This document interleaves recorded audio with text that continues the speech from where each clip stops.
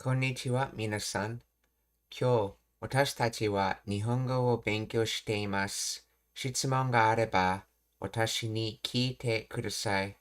Greetings, everyone. Today we are studying Japanese. If you have any questions, then feel free to ask me at any time.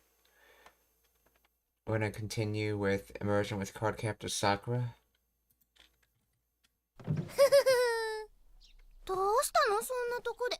どうやゆうべ思いついて作ったんや。一晩で作ったにしてはようできとるやろ。これでちょっとした高級なソファーでも入れて粋なテーブルでも置いたらな。これって引き出しの中身は？これって、引き出しの中身は、これでちょっとした高級なソファーでも入れて粋なテーブルでも置いたらな。これって引き出しの中身は？これって引き出しの中身は、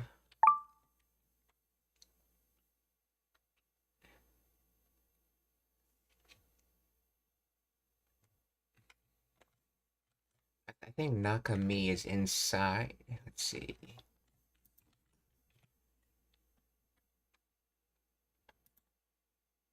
Contents, interior, fillings. No, okay. Oh, it's contents. Interior filling.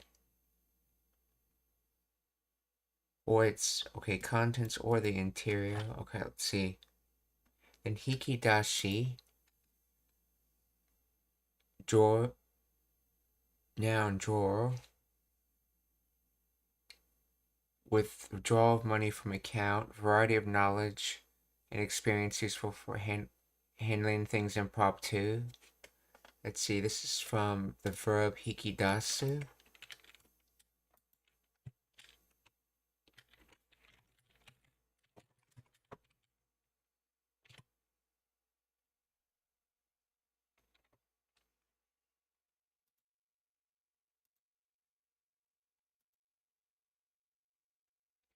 To pull out, to draw out, to lead out, and the noun form can be used as drawer. Interesting.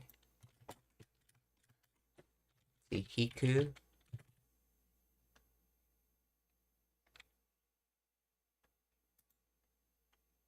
To pull. See, this is to pull. And this is to pull out. Okay, so this is just used specifically for things you pull out, okay. But this is in its noun form, which I think is being used as drawer. So, korete hikidashi no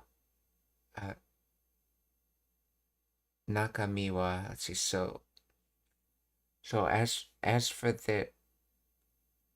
this drawer's contents. Oh, I think she's asking where did she get the.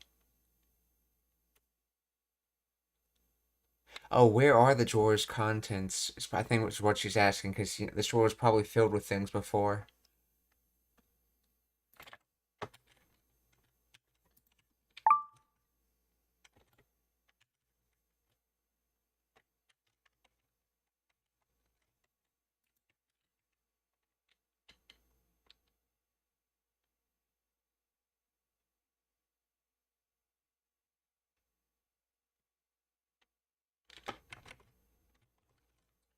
Yeah. これって引き出すの中身は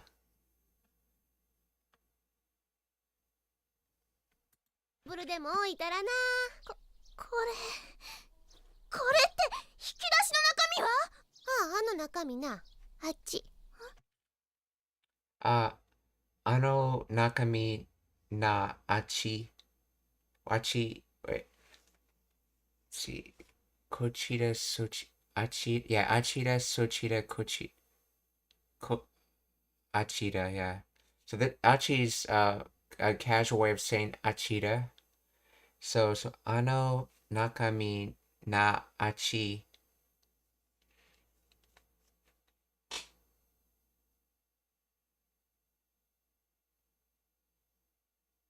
So the contents are over there.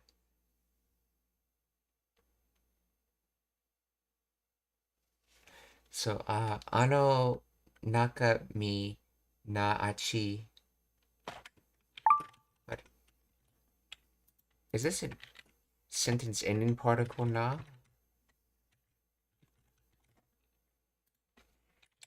And this is the na after nakami, the sentence ending particle na.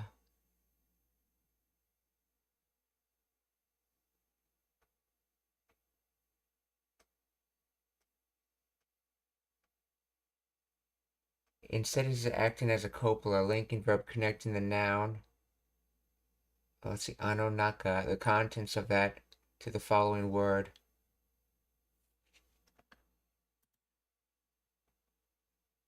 Na is the attributive form of the copula da. It is used specifically when a noun or non-adjective modifies another noun that follows or existed. Okay, but that's not what's being done here, though.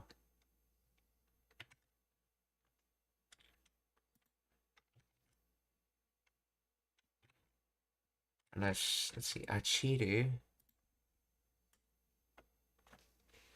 Yeah, achira.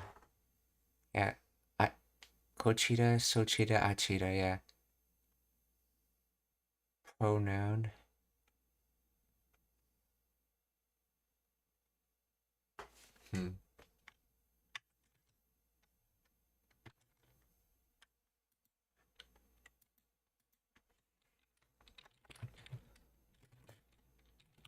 What would be the full sentence?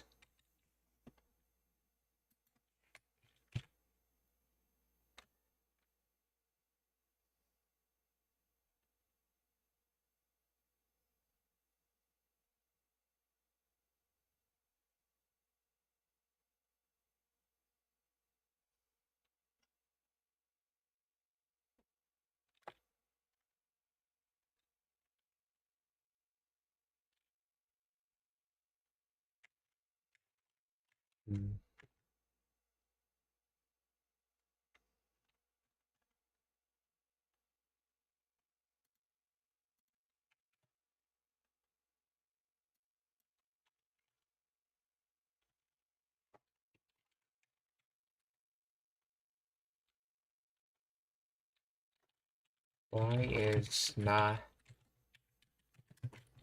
here?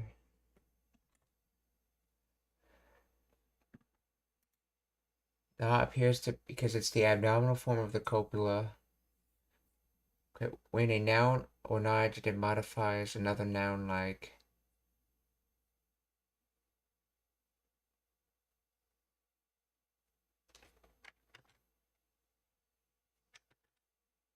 okay, I cheated meaning contents, okay. The copula, okay. The na links to the previous concept to the noun being described.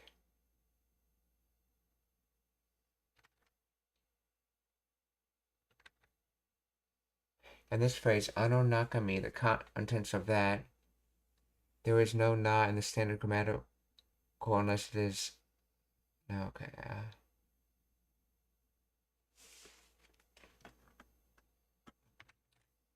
I could note of the sentence.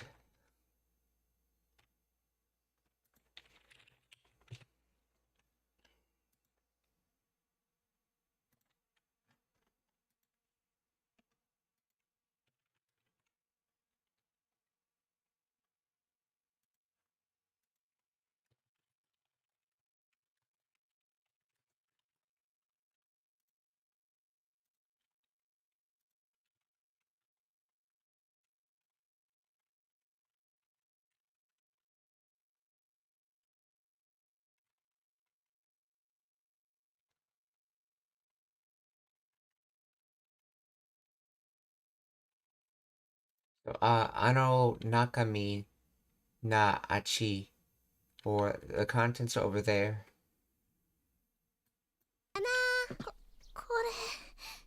これって引き出しの中身は？あの中身な、あっち。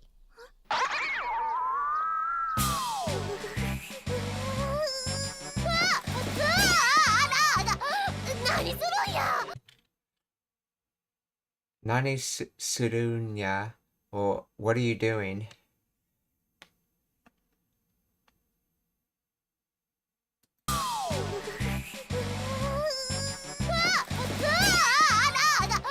何するんや。ひどいのはケロちゃんよ。中身は？あの中身な、あっち。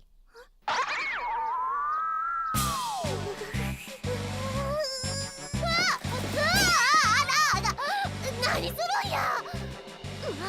引き出しむちゃくちゃにしちゃって。何するんや。引き出しもう引き出しむちゃくちゃにしちゃってむちゃくちゃに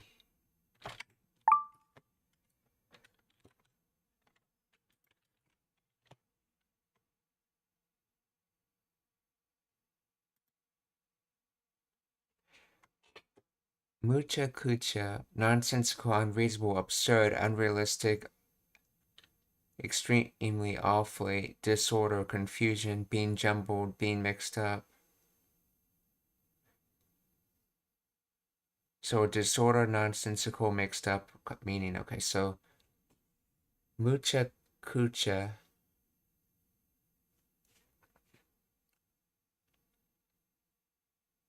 mo higidashi mucha kucha ni shichate, which is short for shite, shimate, or so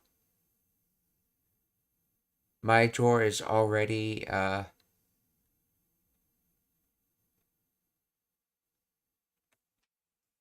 my drawer is already a complete mess, or my drawer is already a mess, or my drawer is a complete mess.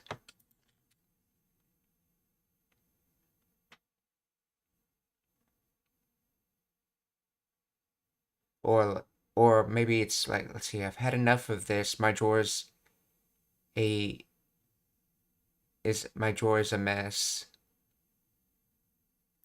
Or my drawer ended up being a mess. Okay, so let's see how the translator translates it.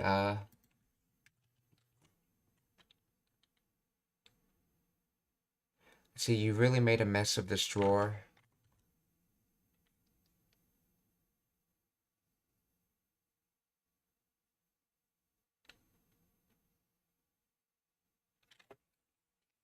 Let's see. To end up doing a mess. So to end up doing this disorderly. So to end up doing the targeting of a mess. So in other words, you've made this drawer a complete mess. Okay, so mo higidasu muchakucha ni shichate.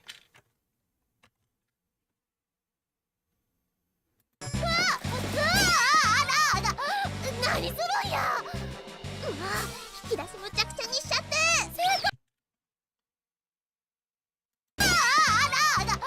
何するんや。引き出しむちゃくちゃにしちゃって。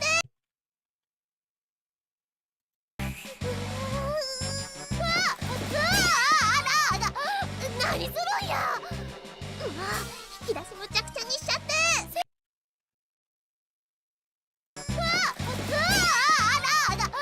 何するんや。引き出しむちゃくちゃにしちゃって。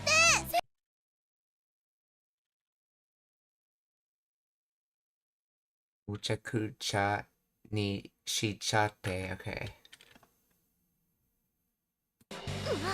引き出しむちゃくちゃにしちゃって。せっかく作ったわいの部屋が。せっかく作ったわい。引き出しむちゃくちゃにしちゃって。せっかく作ったわいの部屋が。せっかく作ったわいの heya ga so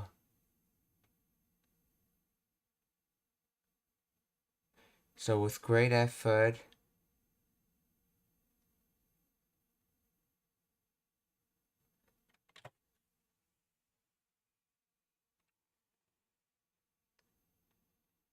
so let's see, with great effort, so let's see, I guess that's what I made room. So the room I made with great effort. Sekkaku skutta wai no heya ga.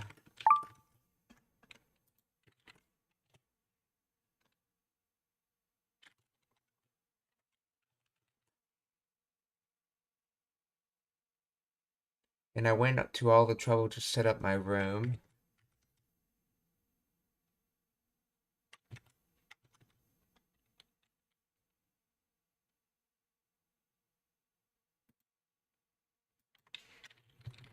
Please explain the grammar of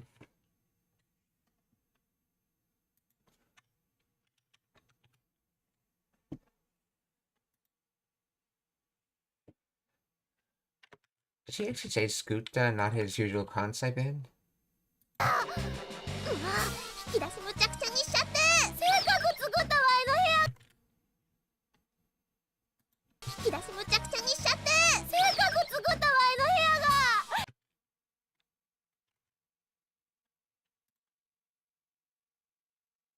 せっかく作ったわい。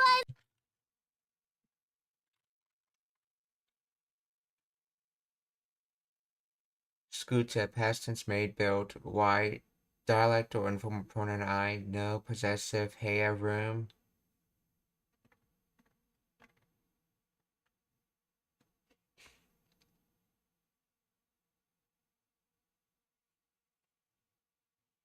When used in a sentence, sekkaku almost always implies the effort was wasted or the expectation was betrayed. It is rarely used in a positive, completed context without a following clause that acknowledges the value of the effort. In this fragment, it suggests the speaker invested significant care into creating the room, making the subsequent unspoken negative event feel more tragic or irritating.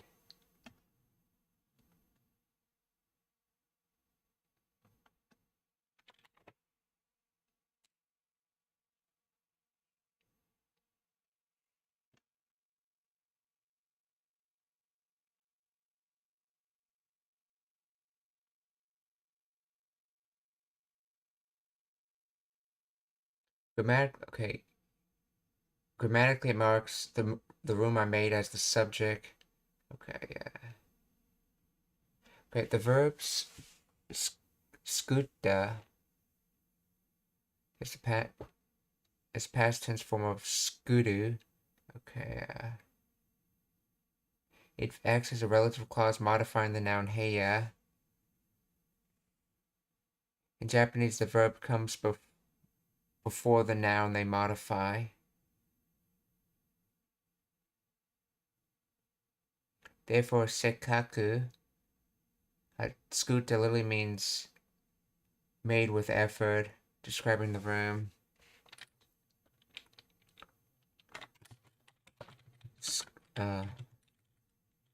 Skutta doesn't describe why. You're correct. Okay, in that phrase, okay, skutta, made, does not modify why. Instead, the entire phrase sekkaku skutta why functions as a single unit, modifying heya. However, the internal logic is slightly different from a standard relative clause implicit. Verb skutta has an implied subject of. Okay. The verb skutta has an implied subject of I, which is explicitly stated later as why. The logic is I made the room. Possessive no. The particle no links why to heya to show possession my room. Modification scope. The clause sekkaku skutta went to the trouble of making modifies the entire noun phrase why no heya.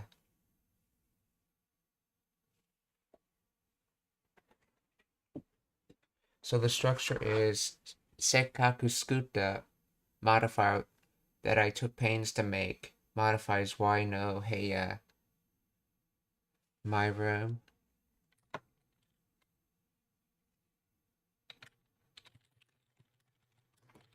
Would you say that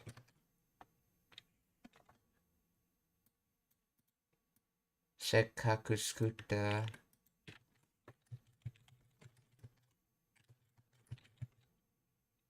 modifies just heya or the entire heya? Let's see, why no heya?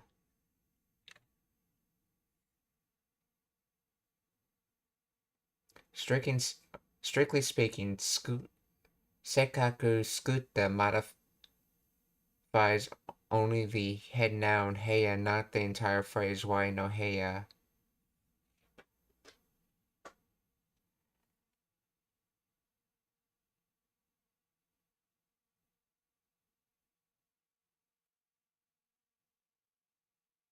The verb skutta describes the room. It does not describe the concept of my room as single unit, nor does it modify why. Phrase why no functions as a possessive modifier inside of the noun phrase that is being modified.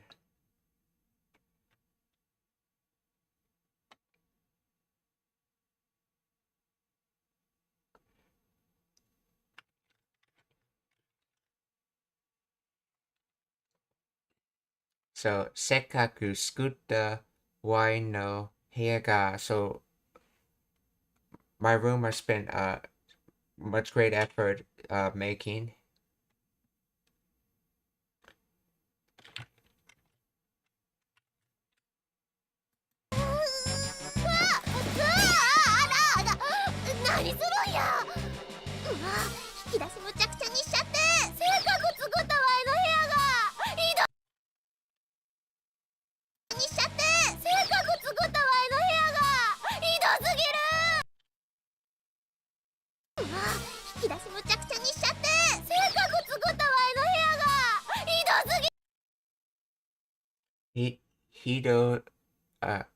Hido Sugiru. So this is coming from Hidori, which is awful, and Sugiru, which it sometimes attaches Sugi and sometimes attaches Sugiru.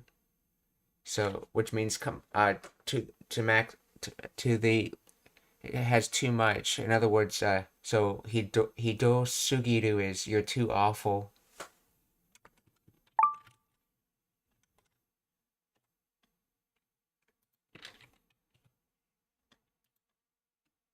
So egregious, outrageous, too much.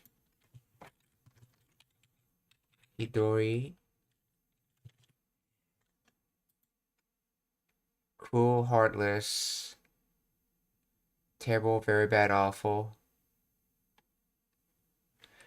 The question is, oftentimes I see this just get tagged on as Sugi and not Sugiru, so why did they choose Sugiru here for this?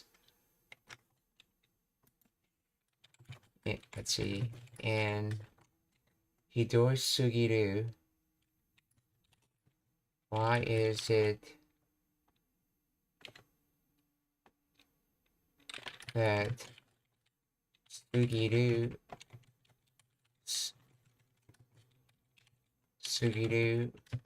was attached instead of just Sugi, like you see in Oki's Sugi.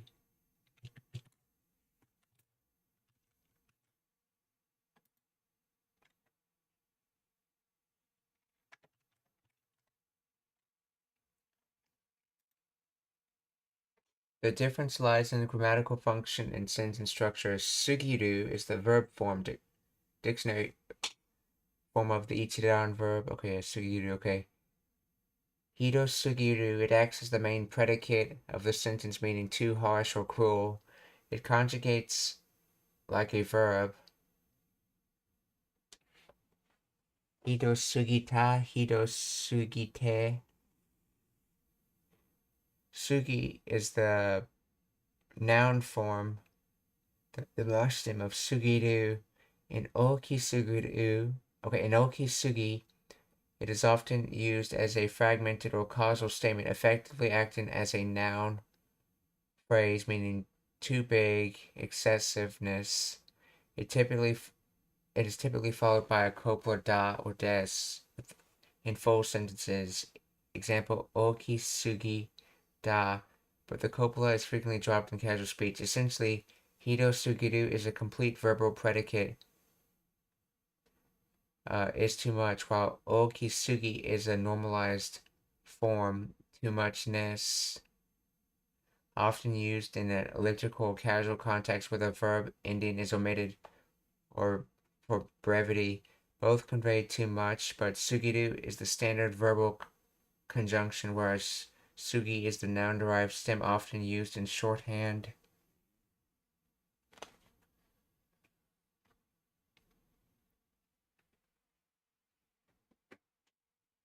So okisugi is the noun.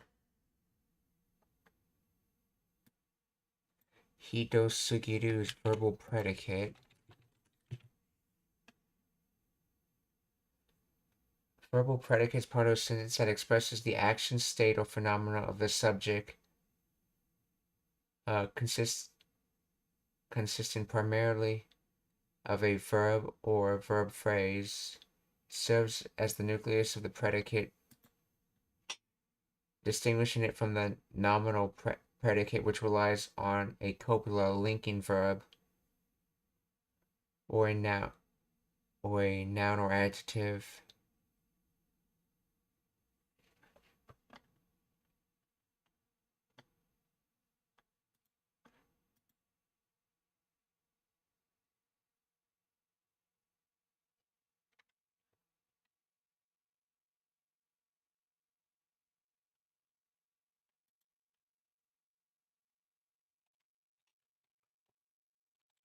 Let's see. Since you can conjugate he, do, fugi, fu to hido sugita,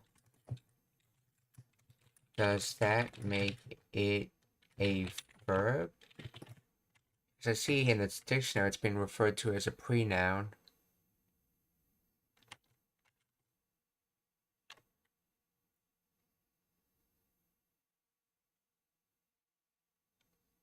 Yes, exactly. The ability to conjugate confirms that that sugiri functions as a verb, especially an auxiliary verb or suffix that behaves like an ichidan verb. Because sugiru is a verb, the entire compound word, like kido sugiru, inherits the verb conjugation rules. This allows it to change tenses, become negative, hido suginai, and take the te form hido sugite, noun function. In contrast, sugi is the ma stem of the verb.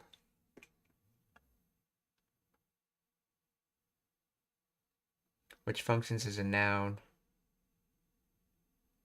Nouns in Japanese do not conjugate on their own, which typically require a copula, da or des.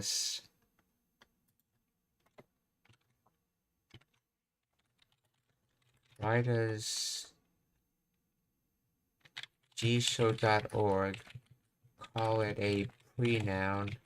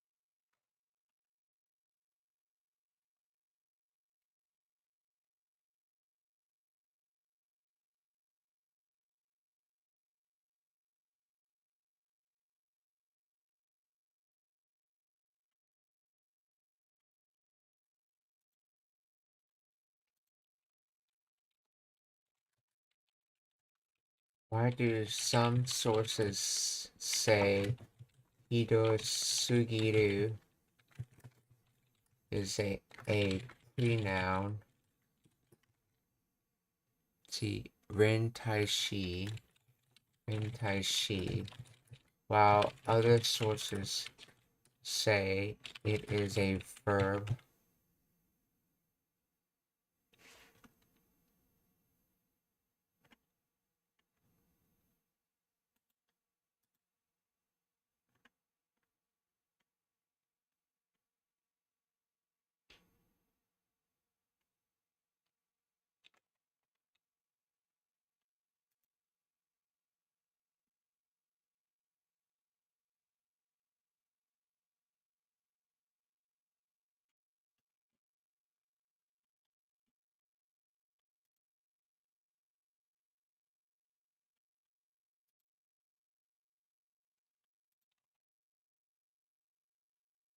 Might have to just write this down and look it up later.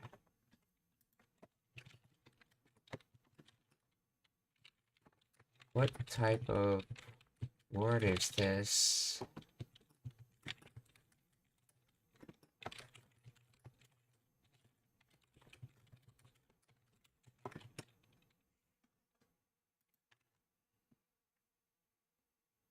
Hirosugiru.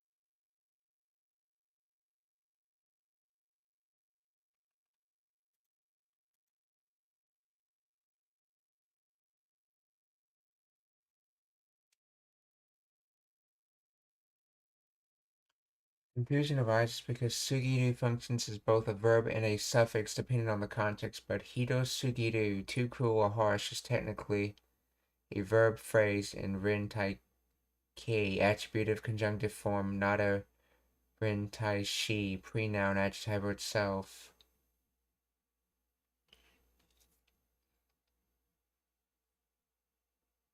Sugiru is originally an intransitive verb, meaning to be too much of or to go beyond. When attached to an I adjective like hidoi, cruel, it conjugates as a verb, okay, in the dictionary form or rin tai ke form. It becomes hido sugiru. This form is used to modify nouns. Which is why it is called rin tai ke attributive form. As a suffix, okay, in modern usage, sugiru often acts as a suffix that creates a new adjective, like meaning excessively. However, grammatically it retains its verbal conjugation patterns. Why some sources say rin tai shi? Okay, misclassification. Some simplified sources or learner's materials may loosely categorize any word that precedes a noun as a rin tai shi. However, strictly speaking, rin tai shi refers to a specific class of indeclinable words like kono, ano, maru that cannot be conjugated and must directly precede a noun. Functional similarity. Since hido sugiru modifies nouns, it performs a similar function to a rin tai shi, leading to confusion in terminology.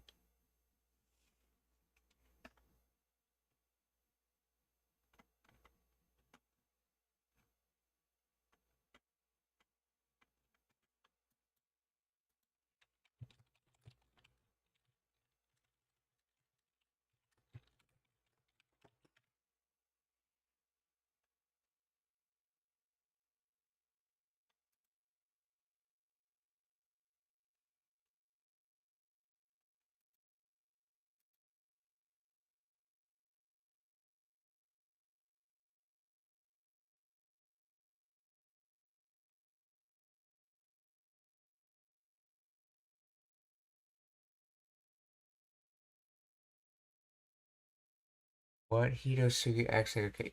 It's a compound verb phrase. Hidoi, the I adjective meaning cruel, harsh, terrible, and sugiru, auxiliary verb meaning too much or to exceed. When combined, hidosugiru means to be too cruel or too excessively harsh. It behaves like a verb and can be conjugated accordingly.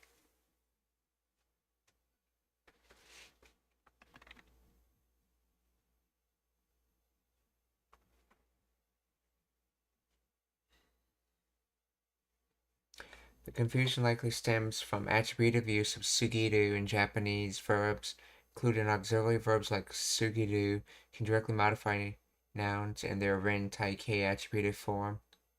For example, hido sugiru koi or excessively cruel act.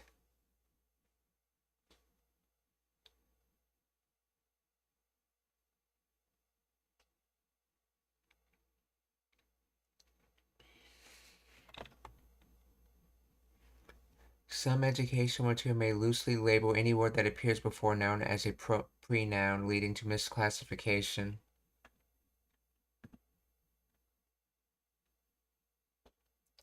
Linguistically and grammatically, hido-suguru is correctly identified as a verb phrase because it contains auxiliary verb suguru, conjugates like a verb that can predicate a sentence independently. It follows standard verb syntax in both attributive and terminal forms. This aligns with standard Japanese grammar references. Okay.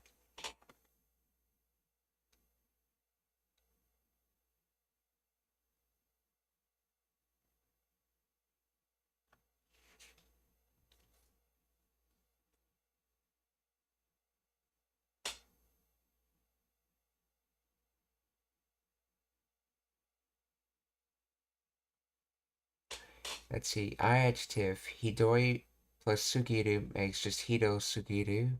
Na adjective tashika plus what's that shizuka?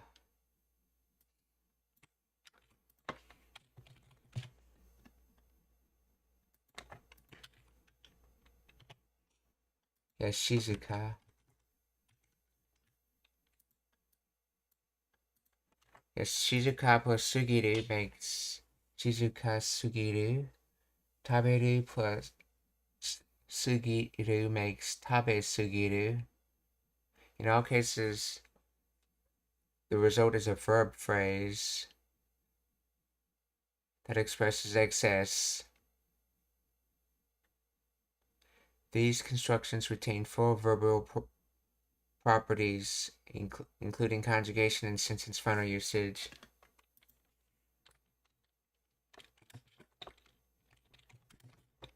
Is hido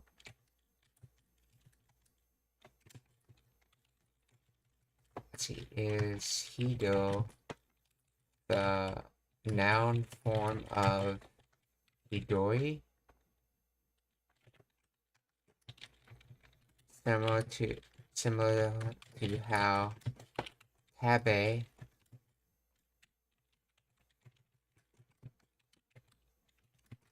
is the noun form of taberu.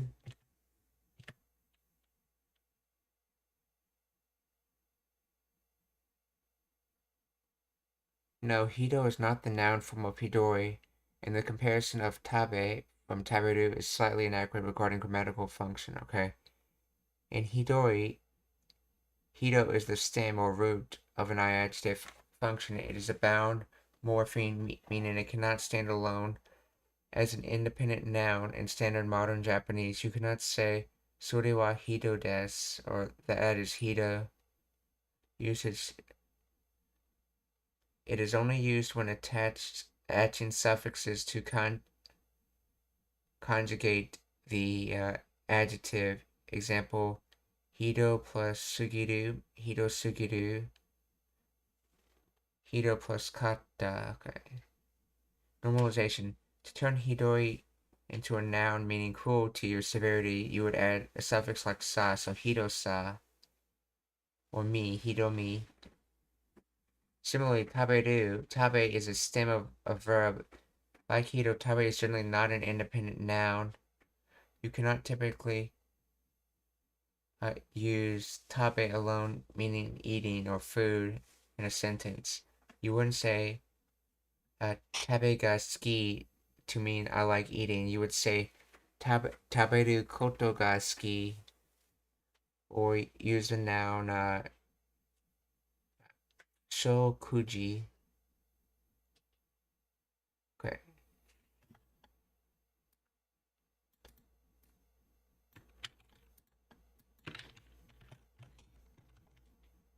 Oh, konnichiwa, Mahis-kom, genki desu ka?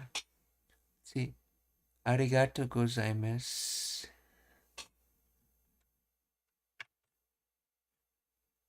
Okay. Shokuji. Okay.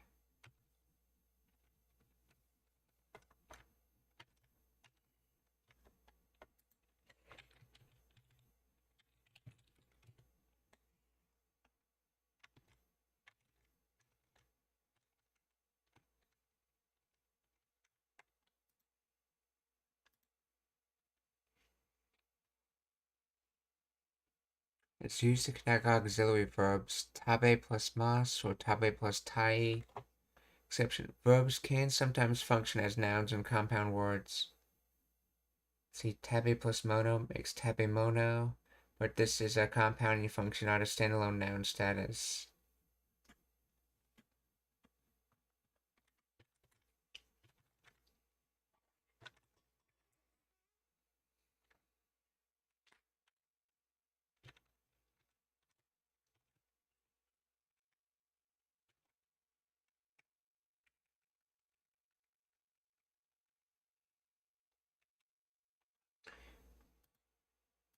So, Hidosugiru, egregious, outrageous, and Hidori, cruel, heartless, awful. So Hidosugiru, in other words, basically too cruel or extreme, too cruel. So にしちゃってせっかく作ったわいの部屋がひどすぎる。ひどいのはケロちゃんよ。作ったわいの部屋がひどすぎる。Hidori no wa Kira-chan yo. So as for cruelty, Kira-chan, in other words, Kira-chan's the one being cruel. Hidori no wa Kira-chan yo. にしちゃってせっかく作ったわいの部屋がひどすぎる。ひどいのはケロちゃんよ。もうじゅうひどすぎる。ひどいのはケロちゃんよ。もうじゅう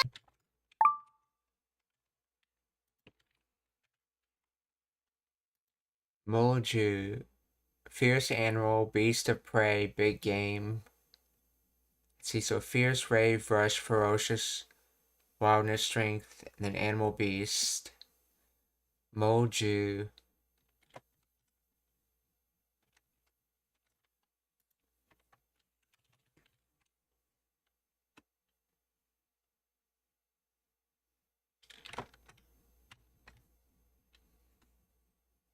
Oh, basically calling her a ferocious beast. Okay, Moju.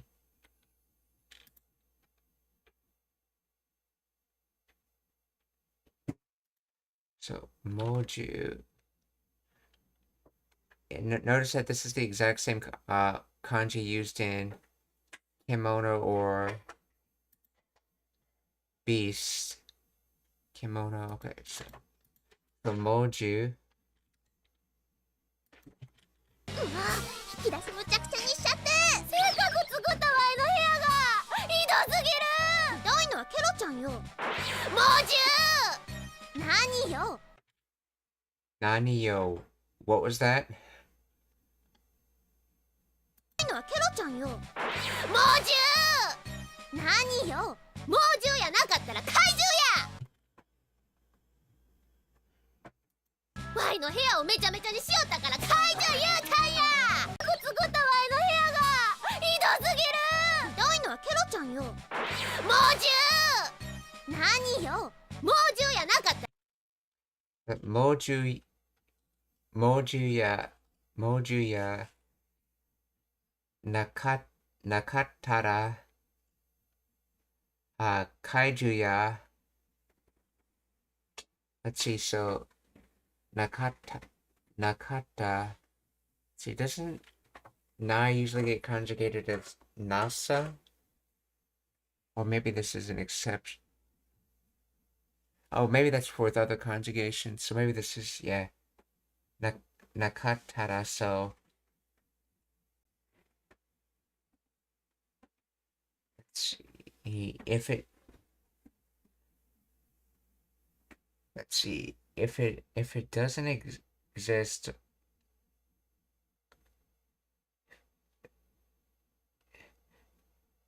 If ferocious beast does not exist, then a monster. Okay. Okay, so in other words, it's be in English like you're saying, if you're not a ferocious beast, you're a monster. Or if you're not insult A, then you must be insult B.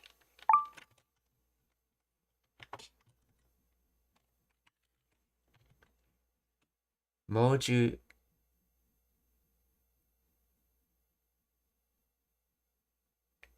And I think this Moju Ya is similar to how we saw in the Indian theme song where they say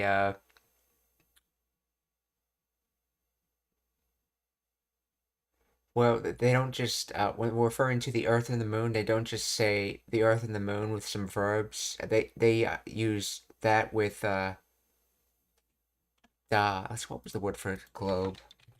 Globe was cheek. Yeah, they say chikuda instead of just saying chiku as a way of like really emphasizing the earth or the globe when they say suki da instead of just suki before they use it with verbs. I think that's what's going on here. Though he's emphasized if it is not to be a beast, then you're a monster or a kaiju.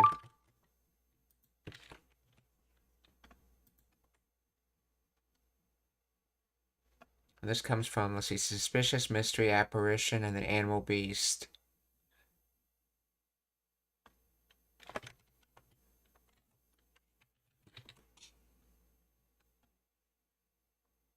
Let's see, if it's not a wild beast, then it's a monster. So, moju ya nakattara kaiju ya. のはケロちゃんよ。猛獣何よ、猛獣やなかったら怪獣や。なんですって何よ、猛獣やなかったら怪獣や。なんですって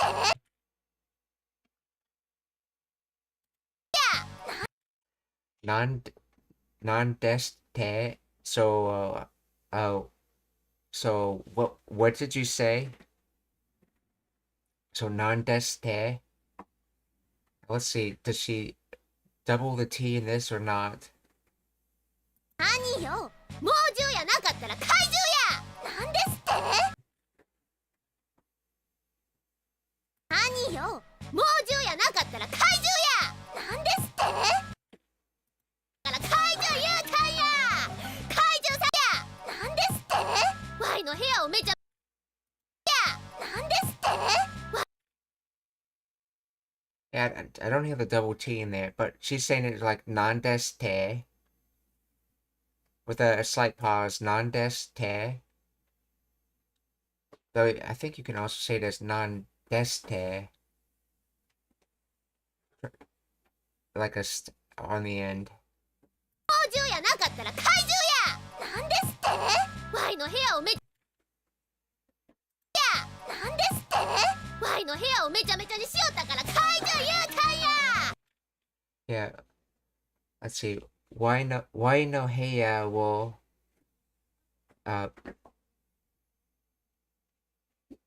mecha mecha. Yeah, why no heya will mecha mecha ni shota kara kaiju Tanya. So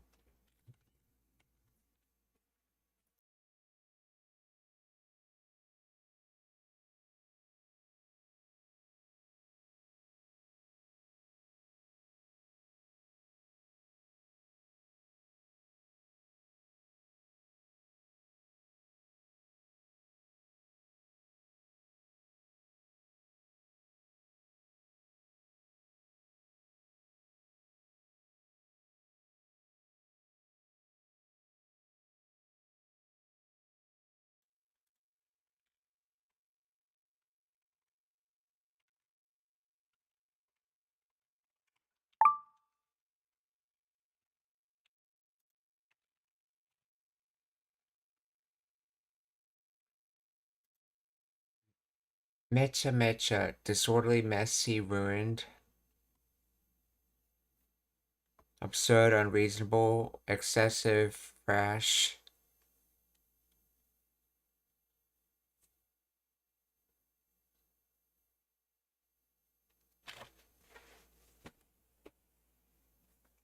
I think in this case it means ruined. So my room, the target is mecha, so it's ruined, and then shota, let's see, shiota kara. See, that's from Suru and Yoru.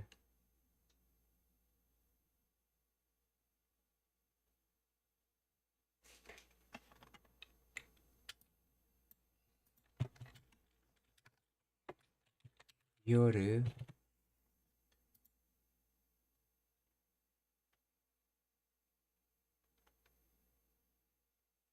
To draw near. Okay, so one of the concept and ways of doing continuous is instead of using shiteru, they use shiyoru.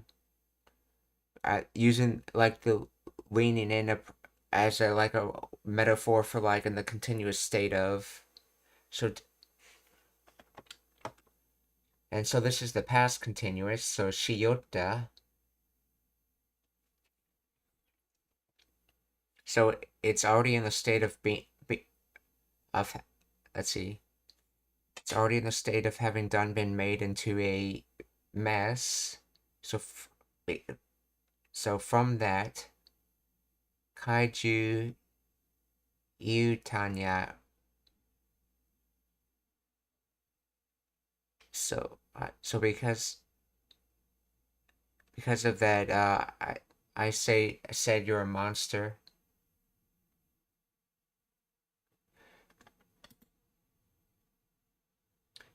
So because my room is a complete mess, you're a monster. Essentially, let's see.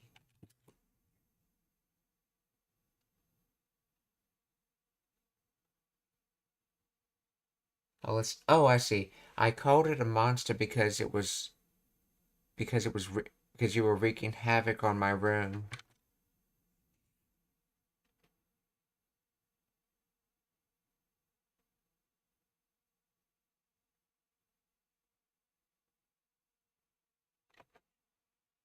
Oh, that's right. Kata generally implies reason. So let's see. So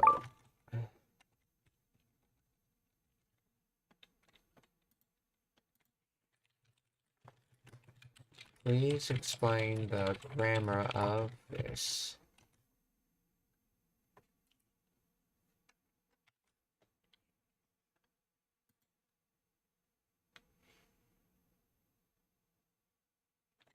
Shiota kara, because you messed it up. Okay, so mecha, adverb meaning terrible, awfully, or messily. Okay. Nishota, colloquial contraction of nishita. Wait, nishita? I thought it would be contraction of shiteita. Hyota, colloquial past tense of ta, standard form of shimashita or shita.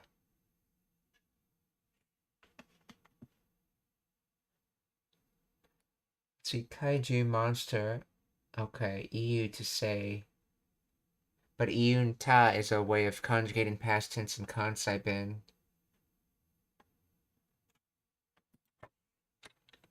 Or yuta, as it's pronounced.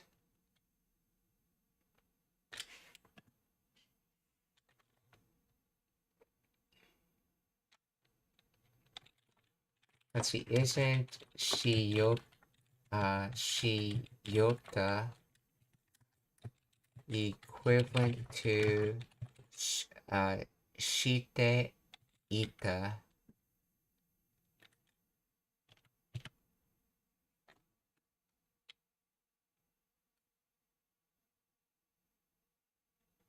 No, shiyota is not equivalent to shite ita. Shiyota is the Kansai dialect equivalent of the standard past tense shita, did or make. It indicates a completed action in the past. In your sentence, mecha mecha ni shiyota means made it a mess. So shiita is the standard past progressive form, what was doing or had been doing. The Kansai equivalent for shita ita is typically... You just said the same word, shiota. Okay. In some contexts, specifically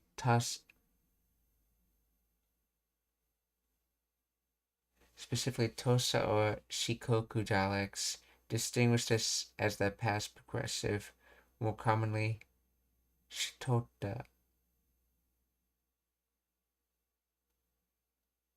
Shitota, shiota, depending on the specifics. However, in this specific phrase, mechi ni shiota, the meaning is clearly the resultant past, made it messy, corresponding to the mechi mechi ni shita, not the continuous mechi mechi ni shita ita was making it messy. See, this is Kansai Ben.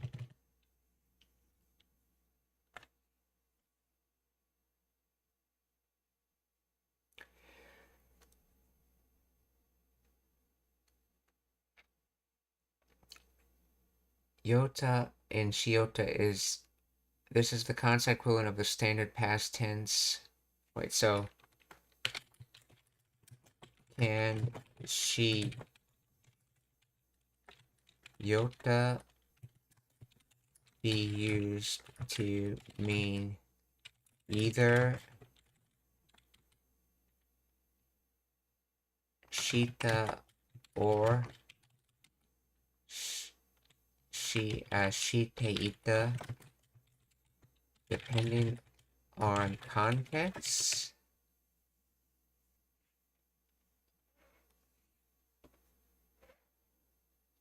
Yeah, shiota can mean either shita, simple past, or shita ita, past progressive, depending on the context and the specific region within Kansai Western Japanese dialect.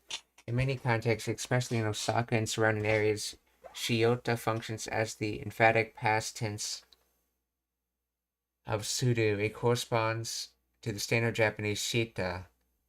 It often carries a tone of completion, sometimes with annoyance, emphasis, or slight nuance of went and did it. Similar gata in standard Japanese, though less aggressive. See, that would be from shiagaru. See, shiagata. See, yagata.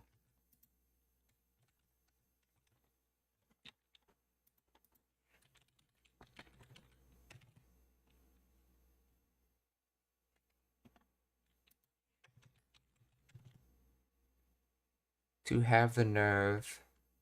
Okay, so yeah, shiagaru. Okay, yeah.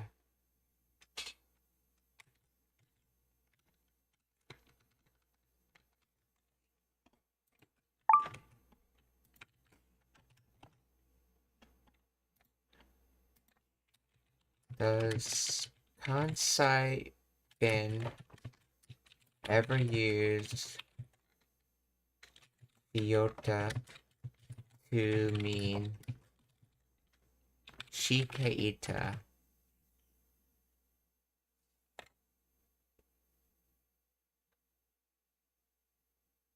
Yes. does use shiota to mean shita ita, but this usage depends heavily on specific region within Kansai.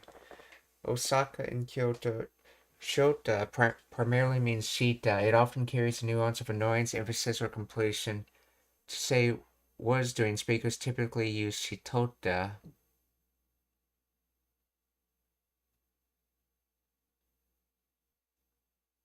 Which comes from shite and then ota being contracted. Shiota frequently means sheet. Okay, in Kobe, Hyogo Prefecture in western Hyoge, shiota frequently means shite ita, was doing, or shisoni nata, almost did or was about to. In these areas, shiota derives from shioru, okay, progressive continuous aspect, making it the equivalent to the standard shite ita. So in Osaka and Kyoto, it's more aligned with shita, and in the Kobe region, it's more aligned with shite ita. This guy, well, Keto Bedisu's from, got his accent from Osaka, so it's obviously the shita is meant in this case.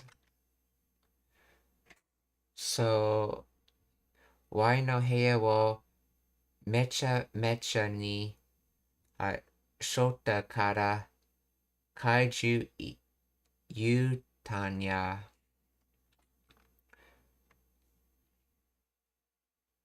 So you ended up messing up my room, so I called you a monster.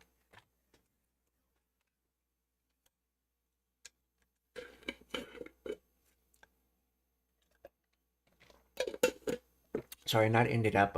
You messed up my room, so I called you a monster.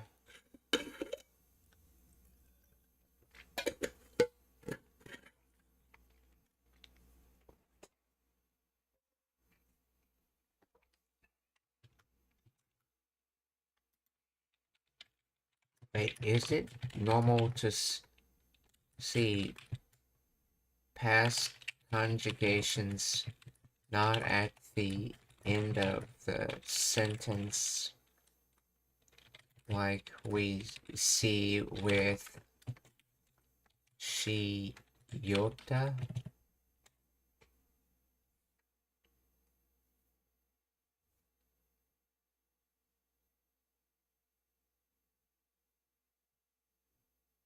This happens because Japanese conjunctive particles like kara, te, and node to link clauses. The tense of the entire sentence is often derived from the final verb, but the verb in the preceding clause, the reason for the first action, must be conjugated to match its own timeline relative to the speaker.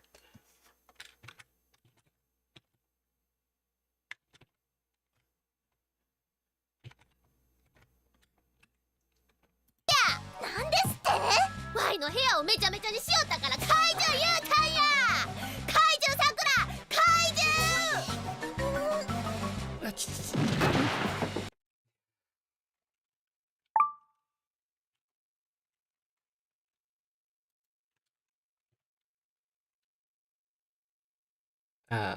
Fudoto. Okay, I don't think that's correct. Shido. I think it's supposed to be Shido own.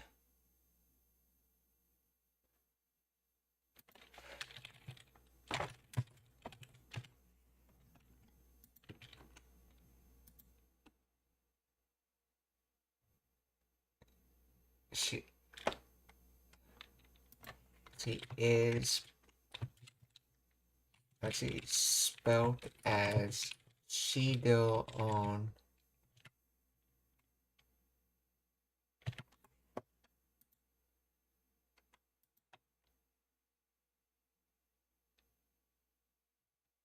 Yeah, Shindo.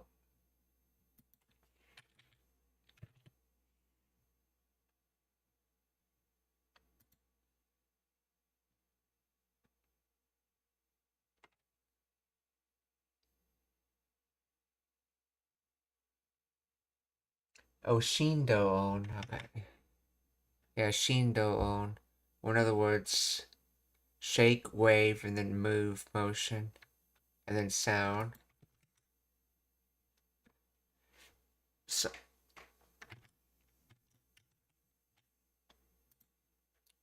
vibration sound or shindo on.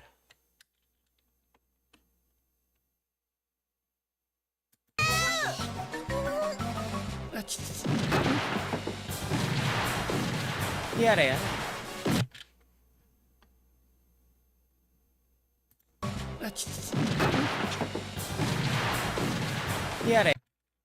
Yare yare.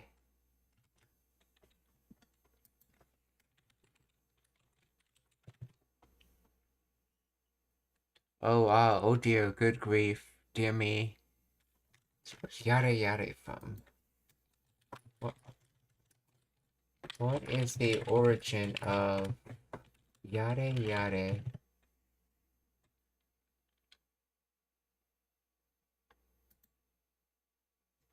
Its origins trace back to Odo exclamation ya or yai, similar to yo, which were originally used to get someone's attention or interrogation, such as "Who's there?" Over time, yare evolved into a standalone interjection expressing strong emotion such as relief after hardship or frustration. Repetition of yare yare was likely adopted to create a rhythmic sound that functions like a verbal sigh, softening the expression to convey weariness, disappointment, or relief.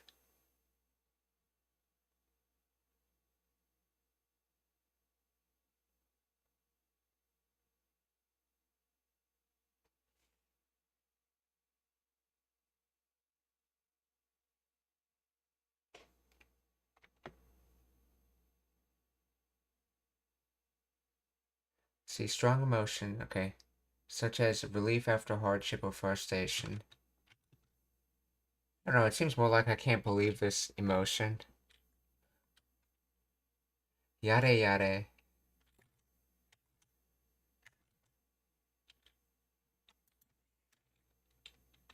Let's see. Can it mean disbelief?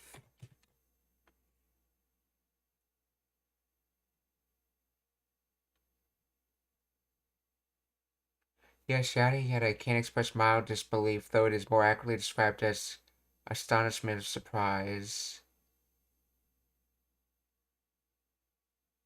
Like, oh dear, oh my, you've got to be kidding me. So, disbelief, okay, so, yada yada.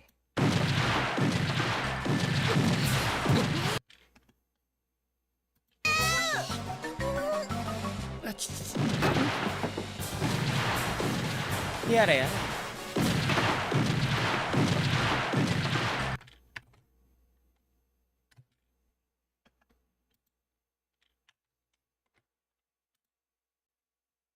That was Shindo on. 今日は一段と怪獣みたいだな。今日は一段。See, 今日は一段と怪獣みたいだな. So, as for today, Ichidan, let's see, one level. So with one level,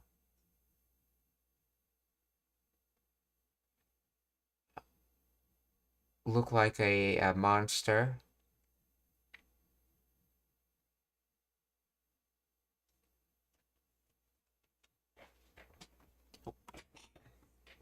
I wonder if he's trying to say something like, you look like a first level monster today. As you might say, like grade A or level 1 monster in English. Let's see, you look even more like a monster today. Ichidan to... So... Please explain the grammar of...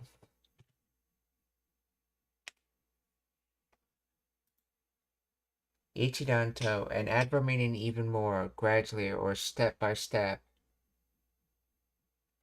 It intensifies the comparison or state that follows.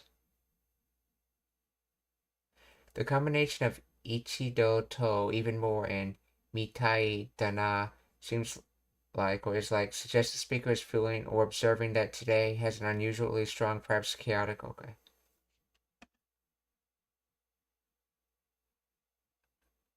No, it's not the day, it's her,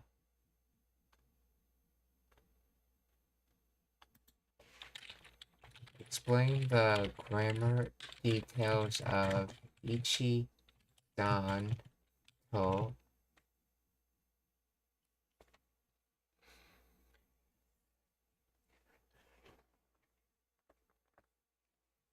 Ichidanto is an adverb JLPT that functions to intensify a state or action by comparing it to the previous state. It translates to even more, still more, or further.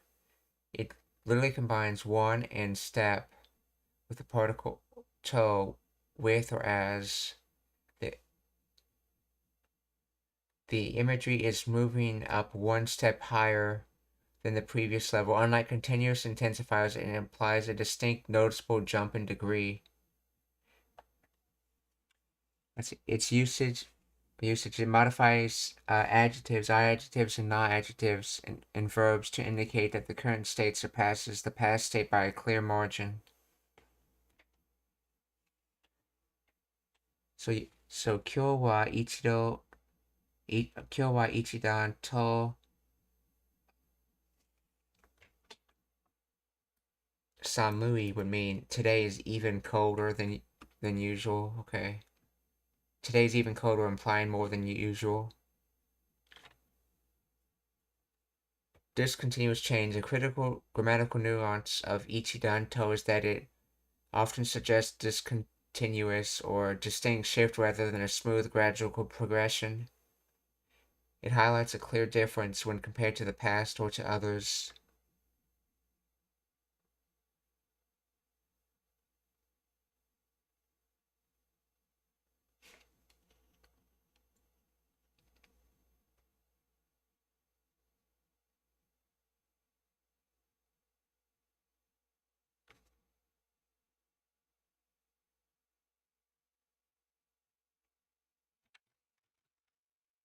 So 今日は一度と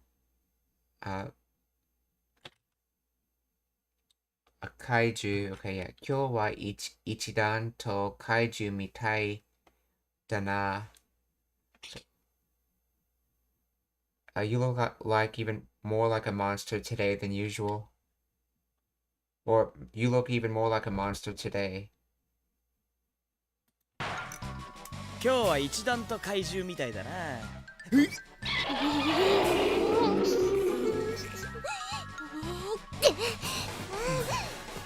獣。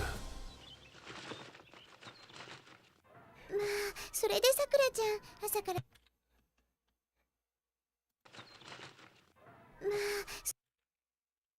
まあそれでさくらちゃん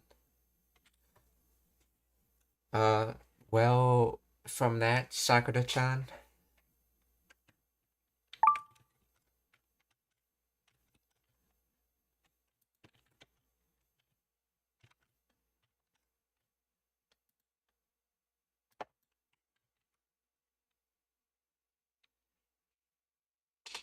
Let's see, well, anyway, Sakura-chan.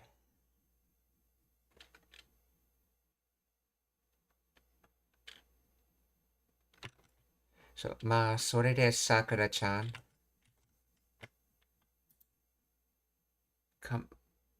Tolerable, well, I think, or it would seem. I think it would seem probably grasp its meanings better than well does. まあそれでSakura-chan. 怪獣。まあそれでさくらちゃん朝からご機嫌斜めだったんですの？朝からご機嫌 let's see.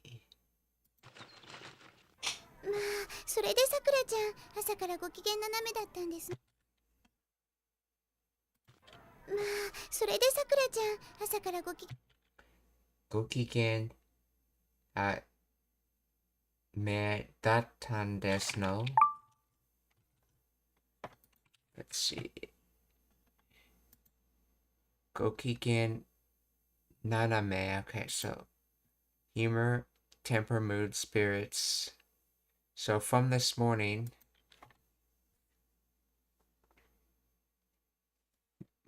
let's see, Keegan, safety, healthy, well-being, one situation. So, and this is just the honorific go in front of it. In a good mood and high spirits. So in this case, from this morning, the spirit or mood, let's see, naname, slanting, tilted, sloping, diagonal, oblique, distorted.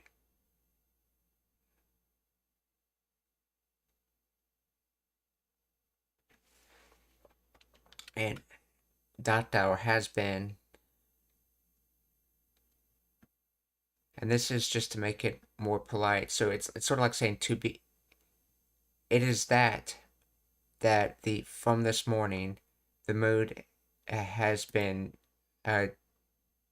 distorted.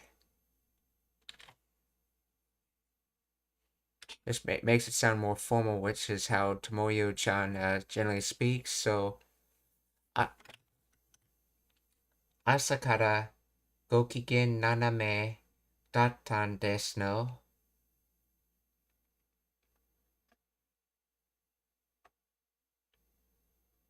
Oh, it's yeah, a question on the end. So in other words, from this morning, has the mood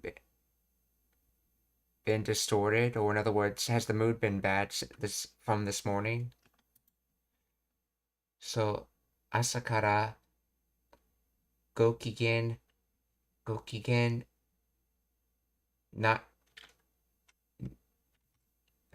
斜め yeah ご機嫌斜め so this is literally machine, airplane, and then disliked. That somehow makes mood. So has the mood been bad from this morning? Or has the mood been distorted? So 朝からご機嫌斜めだったんですのまあそれでさくらちゃん朝からご機嫌斜めだったんですの。後片付け私がしたんだよ。ま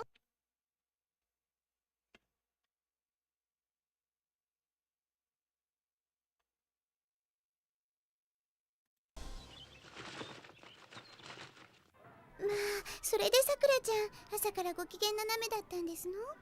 後片付け私がしたんだよ。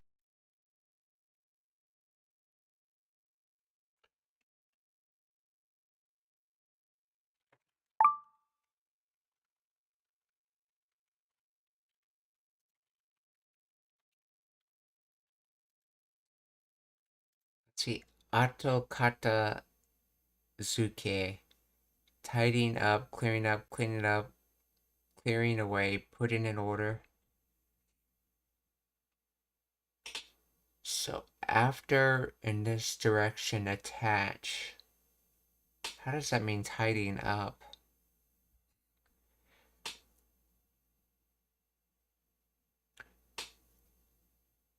Let's see, 私が suited verb noun Macy. Okay, so 後片付け what okay 後片付け私がしたんだよ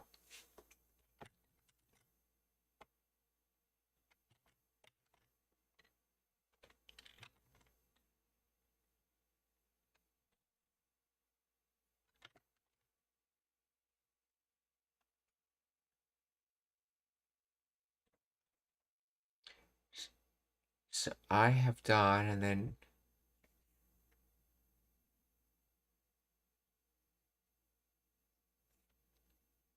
shouldn't it?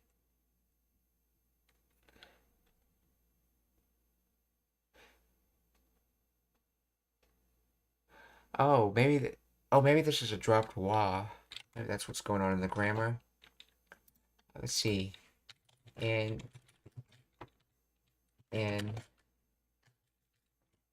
that, is there supposed to be a wa after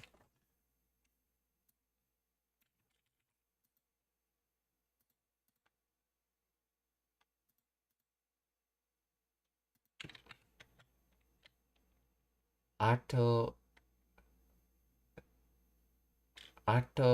katazuke? Yes, adding wa after ato katazuke is grammatically standard and often preferred in this context to mark the topic of a sentence.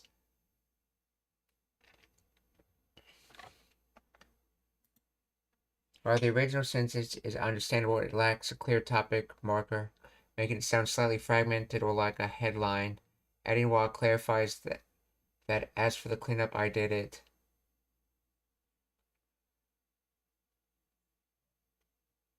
Okay, so it's just casual conversation, so she dropped wa.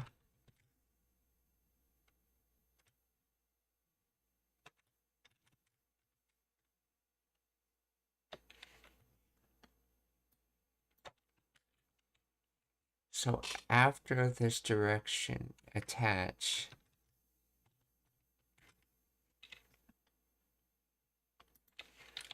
In that word, atokatazuke, how did the concepts of after this direction and attach come to make the word for tidying up?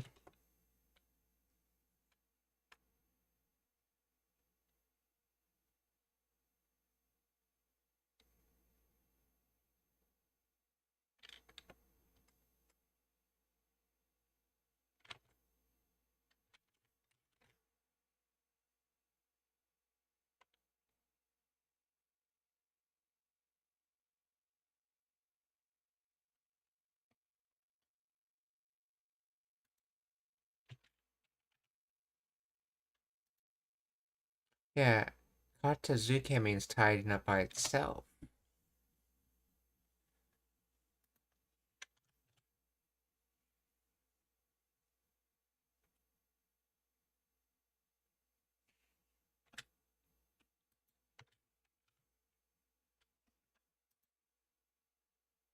Oh, but it can't be used as a pseudo verb.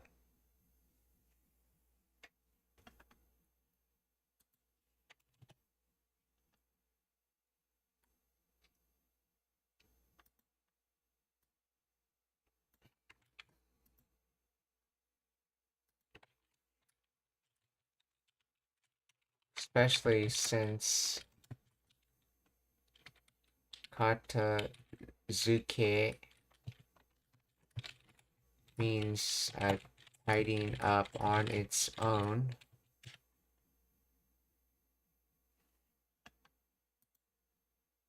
So compound noun form from ato, after or behind, and katazuke, tidying up. Attach in this direction is like moving things around. Okay, I can understand that. So ato means after, behind, or post. It indicates the timing of the action. So katazuke, this is a noun form of the verb. Katazukeru, which means to tidy up, to clean. Originally meant one side or half, but in this context it evolved to mean to arrange or to sort. Zuke or suke derived from sukeru, meaning to attach.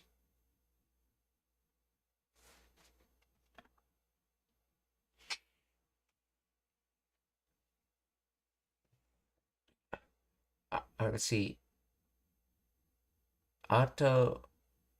Atokatasuge specifically refers to cleaning up afterwards. clearing the table after a meal or cleaning up after a party. Without auto, katazuke simply refers to the general act of tidying or organizing without specifying it was done after an event. Okay, so it doesn't just mean clean up on its own. It has a nuance of cleaning up after something. So in this sentence, he basically implies that there was some sort of event that she had to clean up after. So, Ato katazuke watashi ga shitanda yo. So, I had to clean up after. まあそれでさくらちゃん朝からご機嫌斜めだったんですの。後片付け私がしたんだよ。大切にしてるものも入ってたのに。ご機嫌斜めだったんですの。後片付け私がしたんだよ。大切にしてるものも入ってたのに。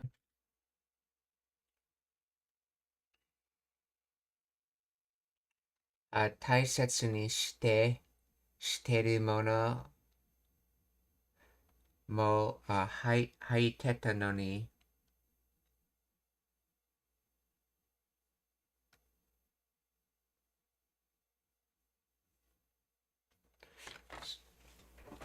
So actively being important things.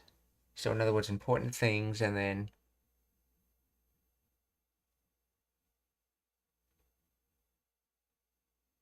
let's see, we're placed in. Wait, but why isn't she using the transitive verb? Why is she using the intransitive verb with this?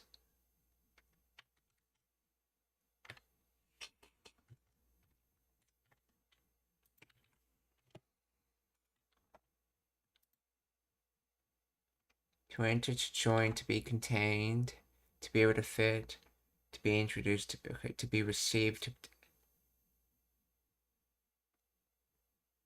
to be put in effort, spirit.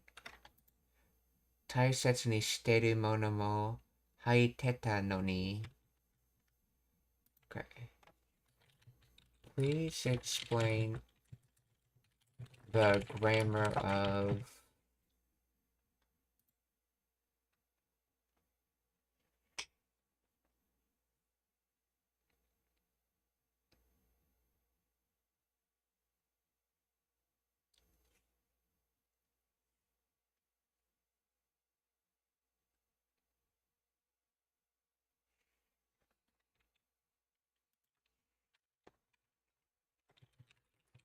Please explain the grammar of 大切してるものも入ってたのに Why is... Oh, that's why she used 入って So, because she didn't refer to the important things with the particle wo, she referred to them with the particle mo. So it became the topic, and so it's a way of saying important things had to go in, essentially, not specifying who did it. Yeah, if she wanted to specify that she had to put them in, which is already known, but she chose not to specify, and so she chose not to specify. She would have done taisetsu ni shiteru mono wo, and then use like something like ireteta. But because it's mo, so it's taisetsu ni shiteru mono mo, it's haiteta.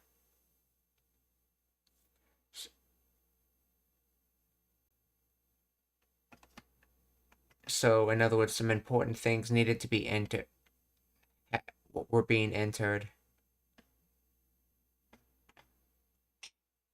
I think they're using a continuous state here because it was a continuous task, but it was a continuous task that was in the past. So, 大切にしてるものも入ってたのに。ダメだったんですの。後片付け私がしたんだよ。大切にしてるものも入ってたのに。ともよちゃんからもらったお手紙も入ってたんだよ。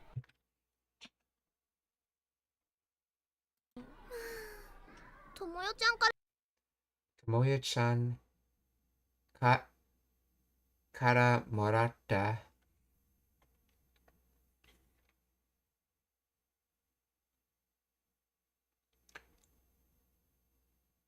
So, see, from Tomoyo-chan,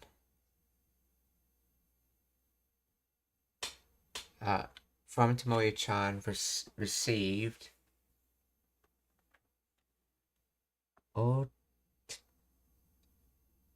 oh Kami's tegami tegami mo haitetan da. So, from Tomoyo-chan received, in other words, yeah, I also had to also the letter that was received from Tomoyo-chan was placed in.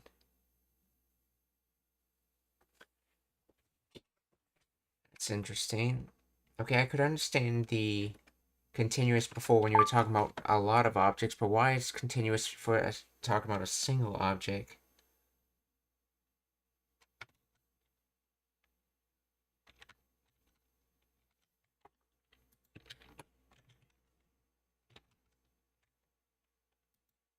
Maybe this is a resultant state. So they're now in the resultant state of having to have placed the letter in. So why is the continuous pass used in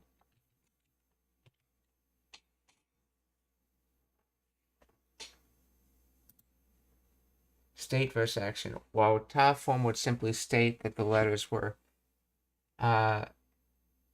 included, the te ta implies that they were in the state of contained for a period of time leading up to that moment.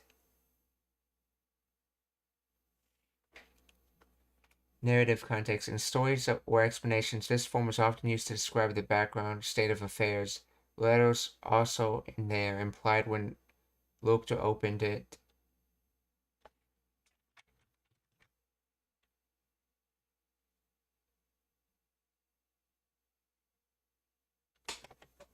So the received from Tomoyo-chan letter, yeah, was in there. So the letter I received from Tomoyo-chan was in there.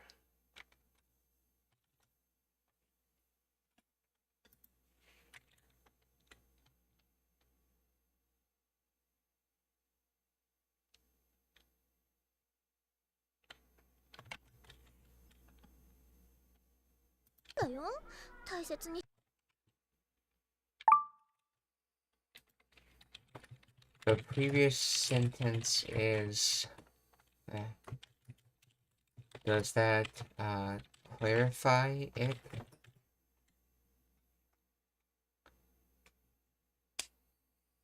Taisetsu ni shiteru mono. Okay.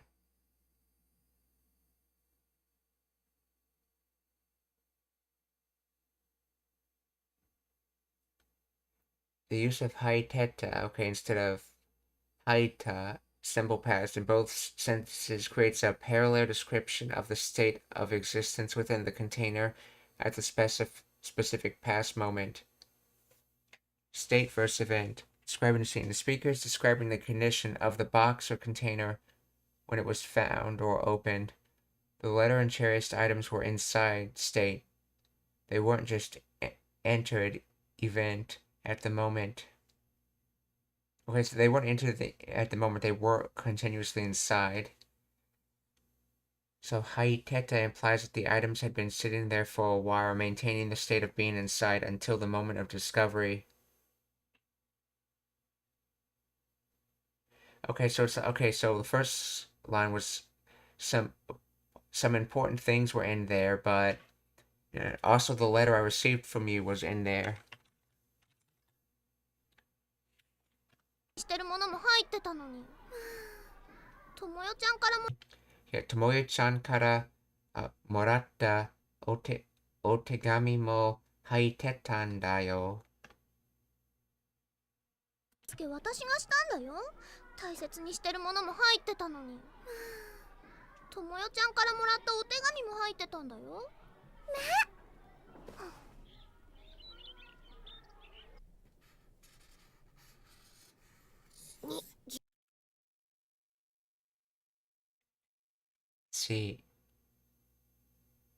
ちくら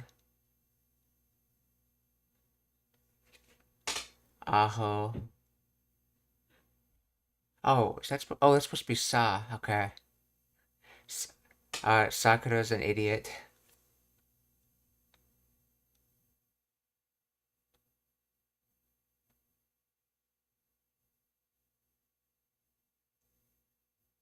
Oh, and then no at the end, like making it like it's a statement of fact. Okay, so.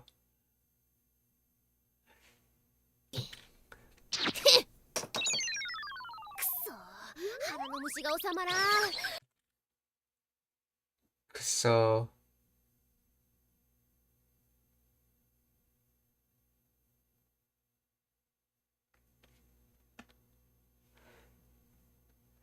Kiso. Hare no mushi ga.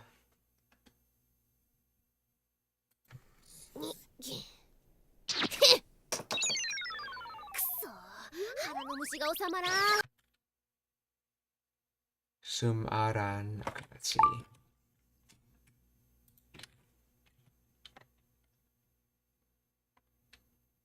So, okay. Hara no mushi, roundworm, intestinal worm, feeling that influences one's mood, stomach growling. Oh, hara as in stomach, okay. Yeah, I should have recognized it because there's the kanji for suki in it, which is derived from the kanji from niku, meaning, and you often see that in body part words. Hara.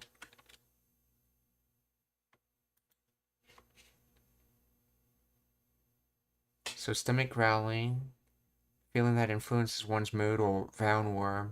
So hara no mushi. It literally translates to stomach bug. Or belly bug, or whatever. Then osamaran. Osamaru, to die down, storm, anger, conflict, to calm down, to cool off, to abate, to be settled, to be brought under control.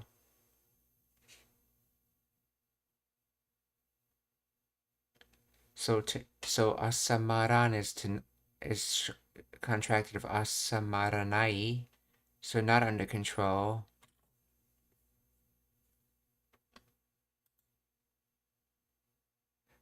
So I think in this case, hara no mushi is the feeling that influences one's mood. So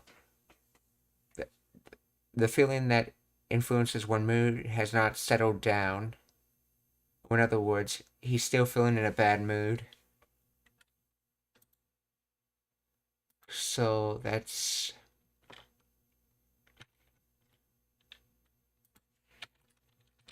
Please explain the grammar of...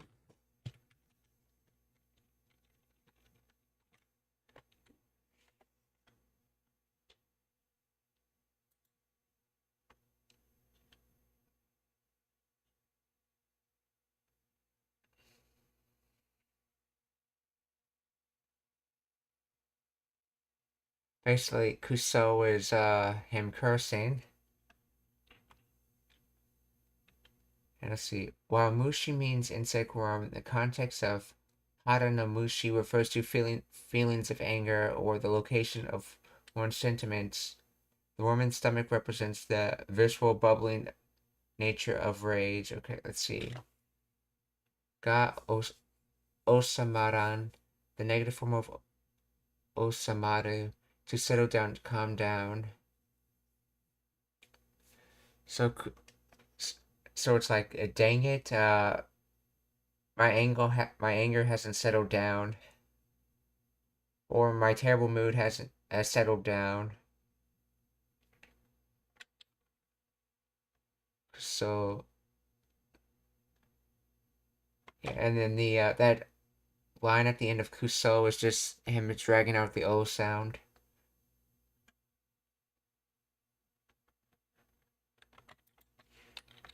What is kuso from?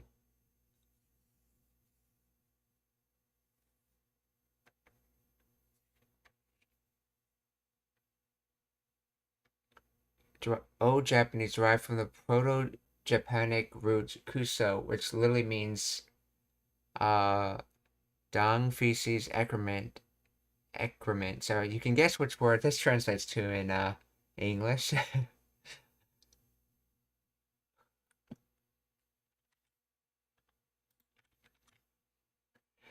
Kuso. So hara no mushi ga osamaran.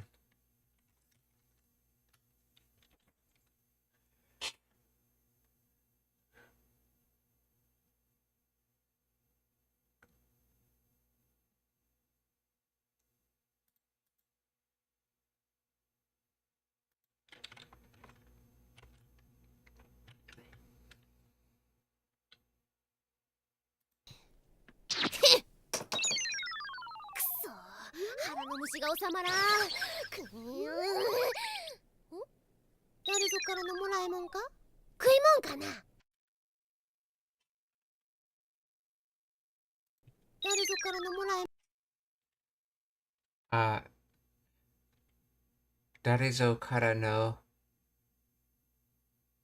morai mon ka?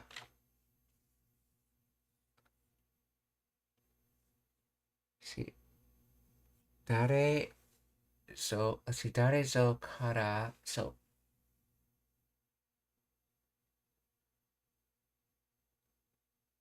kara no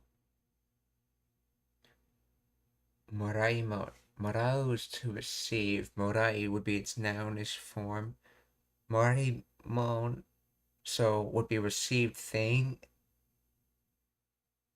I think it's trying to say, did we receive this from someone? Why is zo in there? And then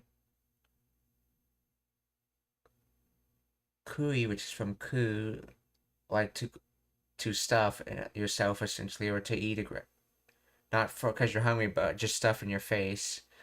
Kuimon. Kana. So eat, I think it's supposed to be an eat thing, or basically edible thing. So is this something I can eat? So did we receive this from someone? Is it something I can eat?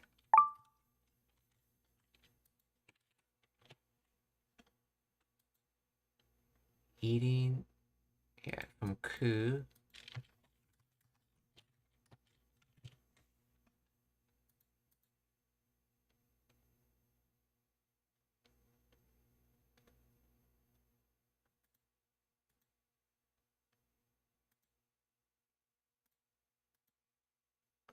To eat.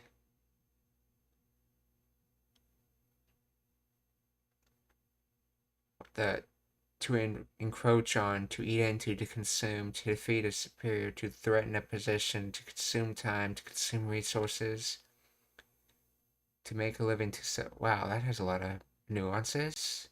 I guess it doesn't translate well. Adds force or indicates command.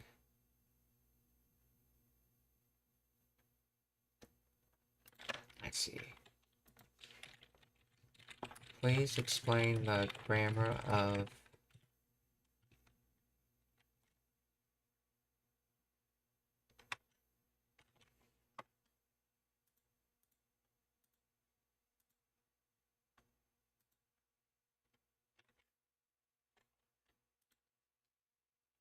the Murai Monka. This seems to conflate two distinct structures, so Tamorau means to have someone do something, and then Monka, strong logo negation meaning absolutely. I think it's supposed to, let's see. I think it's just supposed to be received thing. Let's see. kuimon. This is a dialect or colloquial form of tabemono, meaning food. It is often used in Kansai dialect or casual speech. So kuimon, mono or kuimon, as opposed to tabemono. Kana, sentencing particle expressing uncertainty, wonder, or self-questioning, similar to I wonder or is it.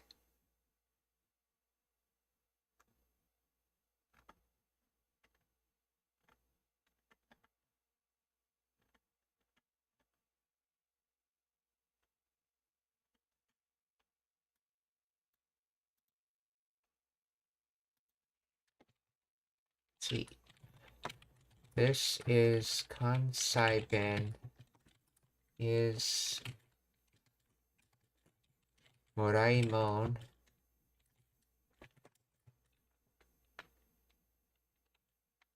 a noun meaning received thing.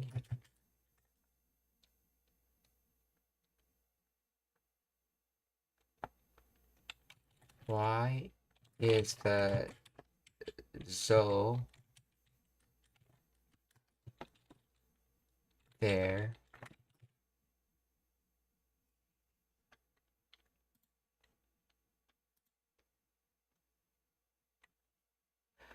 Zo uses zo as an emphatic particle attached to the interrogative dare, written dare zo, whoever, to add rhetorical weight or surprise, typical of Kansai dialect and classical Japanese influence. Moraimon is indeed a noun meaning thing received or something gotten from someone else. It is formed by attaching the normalizing suffix mon, colloquial for mono, thing, to the verb morai from morau. Moraizo, who,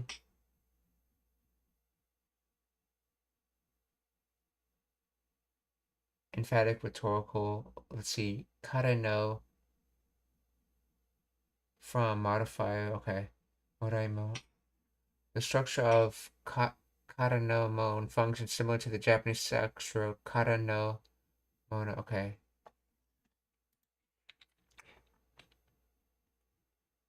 The zo emphasizes the subject who, in a rhetorical or indignant manner, suggesting the speaker is questioning the origin or legitimacy of the item. Is this really something you got from someone? Implying skepticism or disbelief. I think it's more of not doubting it, skepticism, but more of saying, I can't believe we received anything at all, kind of disbelief. Let's see, does dare ka mean the same thing as dare mo, dare zo?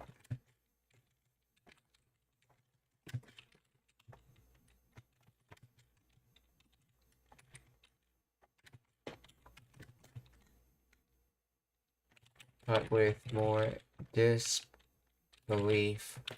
that the item was received.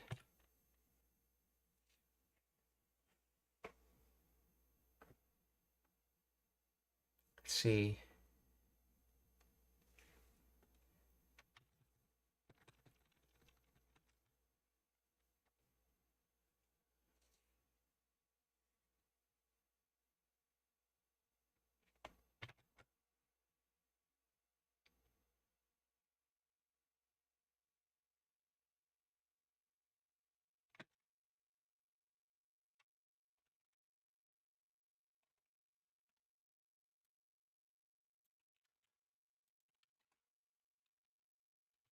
In the sentence,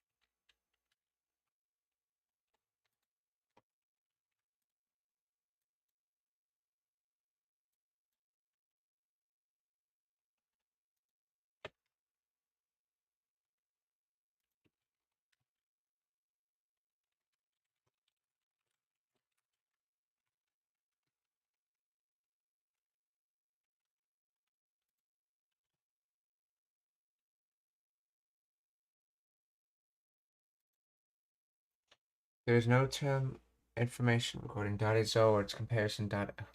Wow. Okay.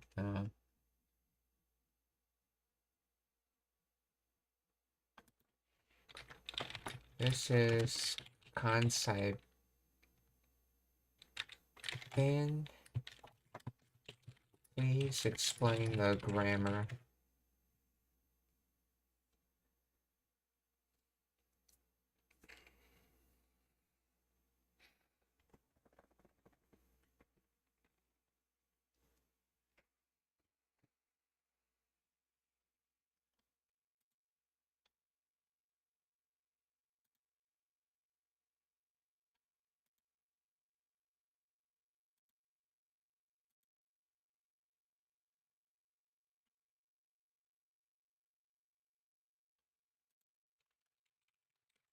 Explain the usage of dare so how does it relate to dare ka? Term dare zo is an archaic or poetic variant of dare ka, someone, somebody, primarily found in classical Japanese literature, historical dramas, or stylized artistic content texts. Dareka, this is the standard modern Japanese indefinite pronoun meaning someone or somebody or a certain person. It is used in both affirmative sentences, someone is here, and questions, who is there. Darezo, this form replaces the particle ka with the classical auxiliary verb ending zo, which adds the emphasis of exclamatory force. Translates to who is it, or who might this be, in a dramatic or literary sense. It is rarely used in contemporary spoken Japanese. When used today, it is almost exclusively for stylistic effect to evoke a sense of antiquity, mystery, or heightened emotion. In summary, darezo is essentially an emphatic classical root of dareka, retaining the core meaning of an unknown person but carrying a distinct tonal weight of surprise or dramatic inquiry.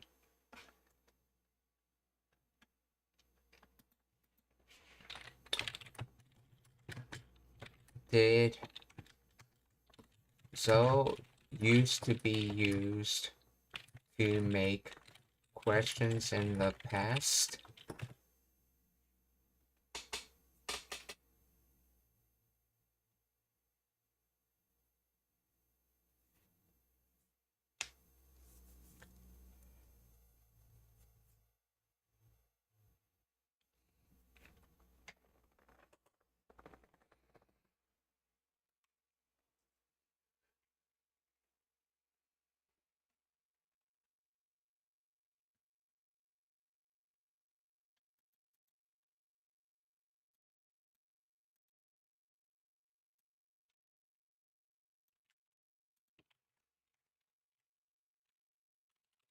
In the past. Yes, zo was historically used to form questions, specifically as a strong question marker with a heavy interrogative tone. In Old and Classical Japanese, it appeared after ren tai kei at nominal form and was often paired with citation particles like to express hearsay with strong conviction. Emphatic questions, it was used to ask questions with forceful or rhetorical tone, such as the Heikeki Monogatari, with examples like Are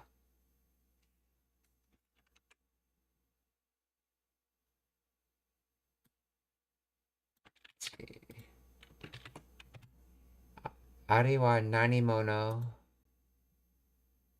kind of person, zo. So,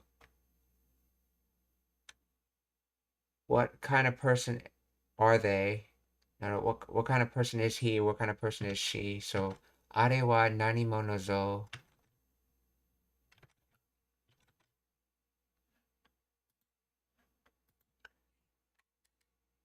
Oh, okay, yeah. Who is that? Okay, that's probably a better question. Why is this thing translating as what kind of person?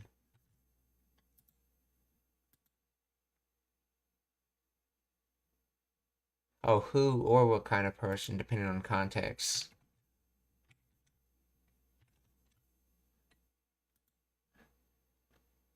Hearsay with conviction. When combined with citation verbs, it allowed speakers to assert that they were reporting information they firmly believed to be true. Suppositional endings. It was occasionally used with suppositional endings like yo or ooh, okay, though this negated the supposition to emphasize the speaker's disbelief or the rhetorical nature of the question. In modern Japanese, this interrogative usage has largely disappeared from standard grammar, replaced by particles like ka, though it remains recognized in literary contexts and older texts.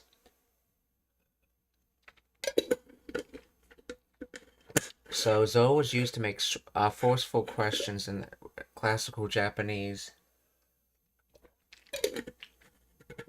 And here in this sentence, it's being used like dare ka to mean someone, but they want to have the nuance that there's a disbelief that they received something from someone.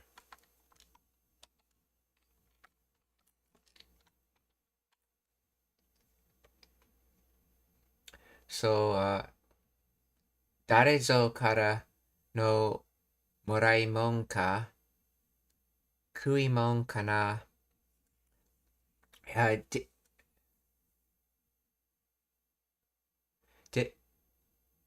did we receive something from someone? Is it food or is it edible? So did we receive something from someone? Is it food? Is it edible? Let's see. In the translator says,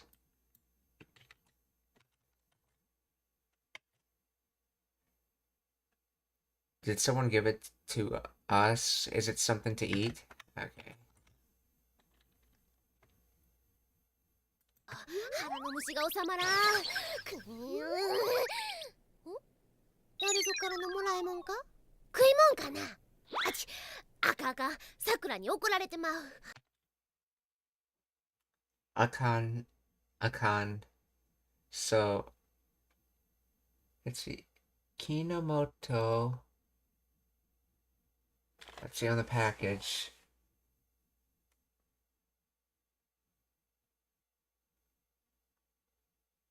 Let's see.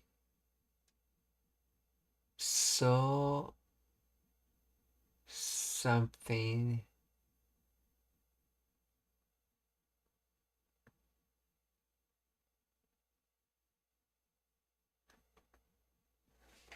Akan, which is concept and equivalent of dame.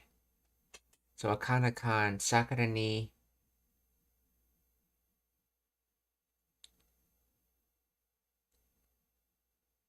akararete mau.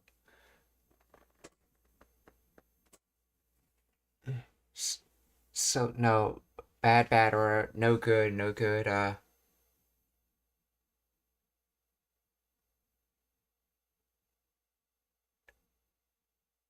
So with Sakura, she'll just end up being angry. I think Mao's concept and way of saying Shimao. Yeah, that's right, Shimao. That's right. Mao, Shimao. Yeah, that's right. They drop the she and just say Mao.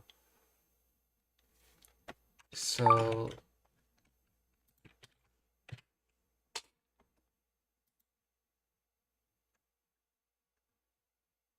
yeah, to finish Mao, yeah. Oh, okorarete from okoru, to get angry.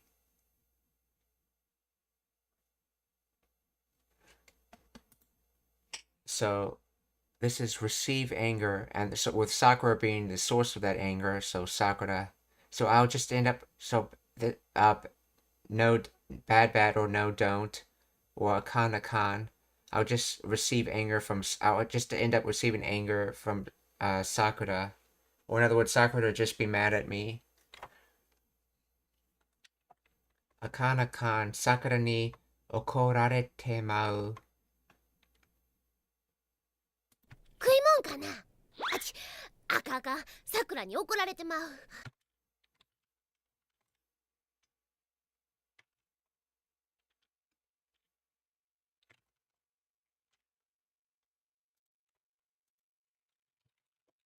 Please explain the grammar of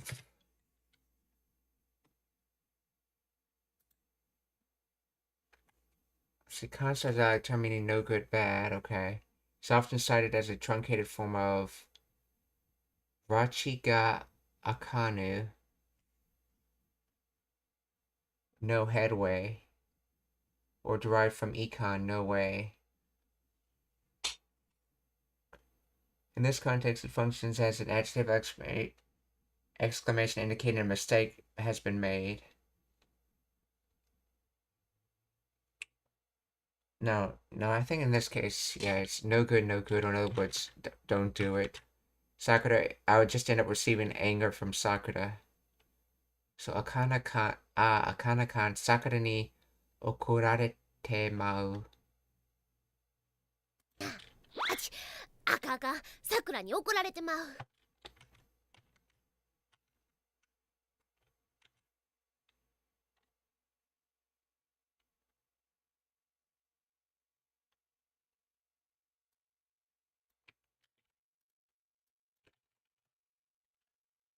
See, making no progress. Rachi ga akanai.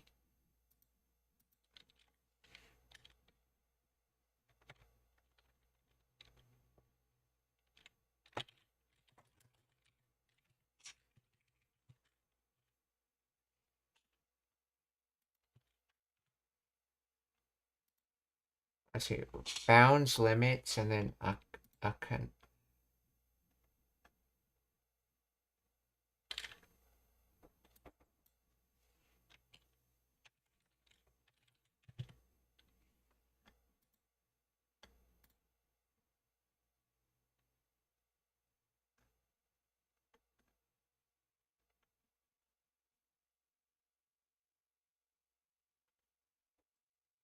Not opening the boundaries?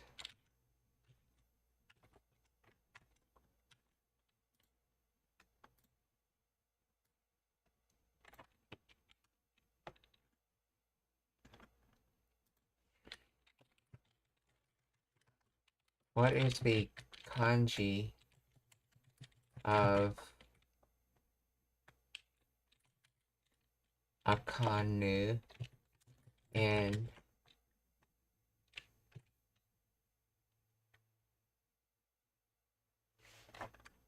okay, that is the kanji. So the kanji used in atashi, I mean not atashi but ashita. Akanu. So from aku to open. So Rachi's boundaries, limits. So not opening limits, in other words, making no headway, as you'd say in English. That's one possible origin of akan.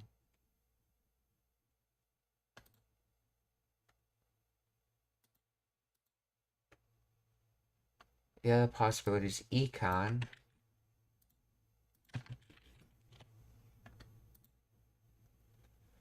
Regrettable, unsatisfactory, deplorable, lamentable.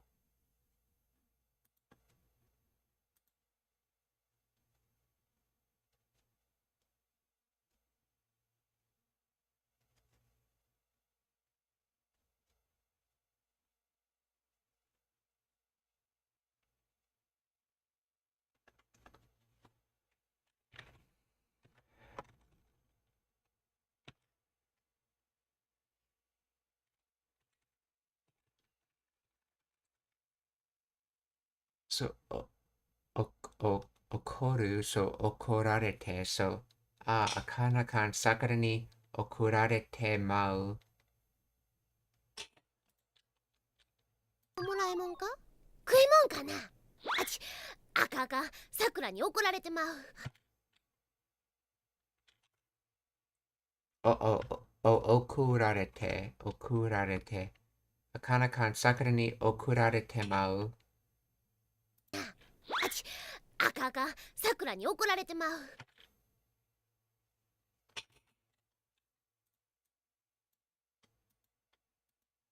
Yeah, if you're wondering, this kanji has different pronunciations. It's using okoru to get angry, and let's see, ikari to get angry. Intransitive,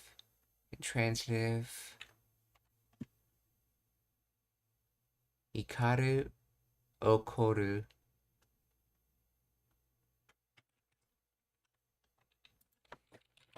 What is the difference between ikaru and okaru?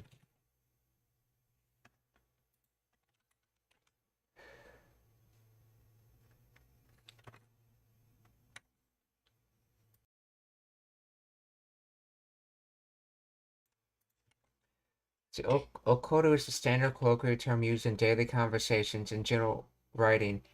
It is the most common way to express anger in modern Japanese. Ikaru is considered literary or written language. It is rarely used in everyday speech and is mostly found in old novels, formal writings, or specific idioms.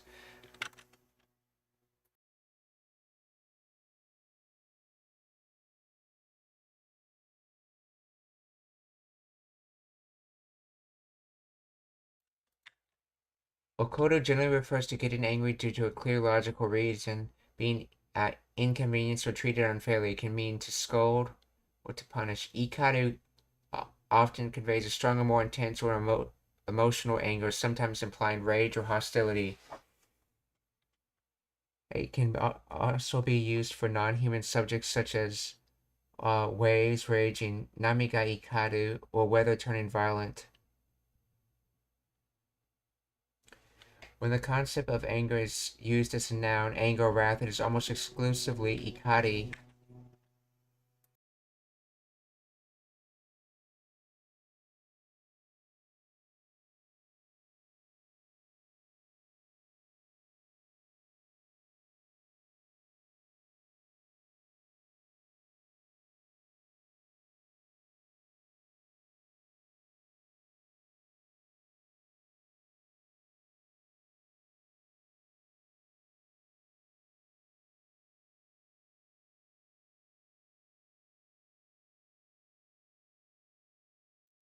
For example, God's wrath, like Kami no Ikari. Shitsumon ga arimasu ka? Are there any questions?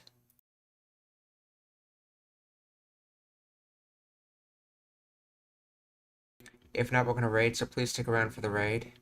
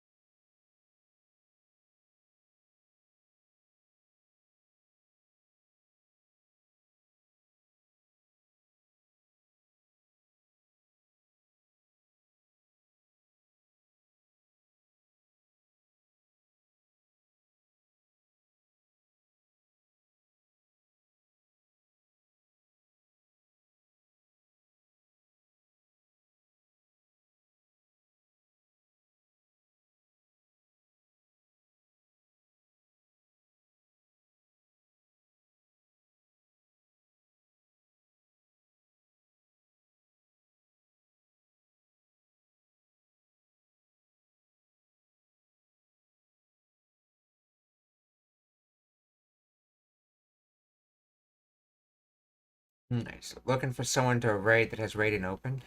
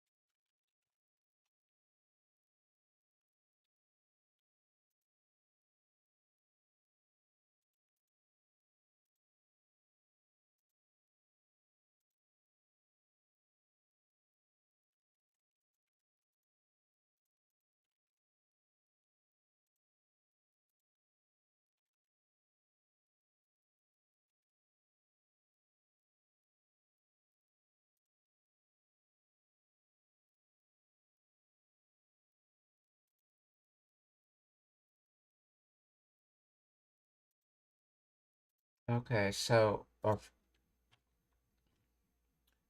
first raid is going to be to Akanichiyu, who's showing off different art that they've drawn.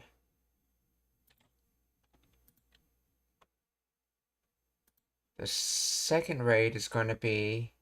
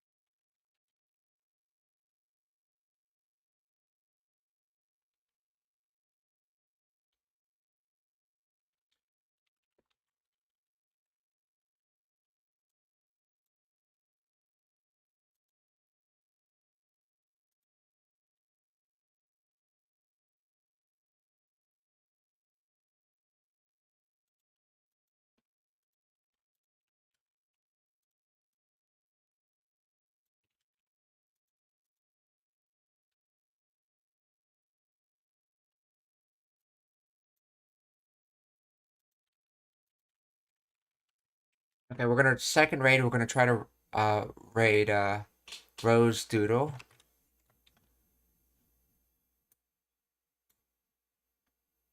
Okay, for the third raid.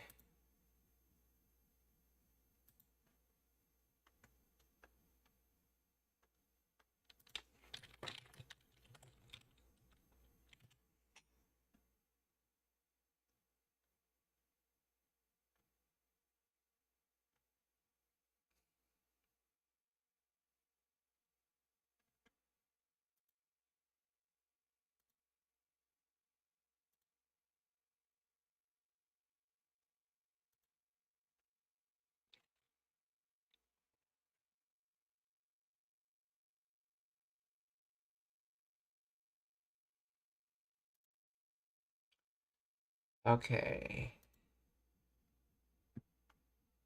So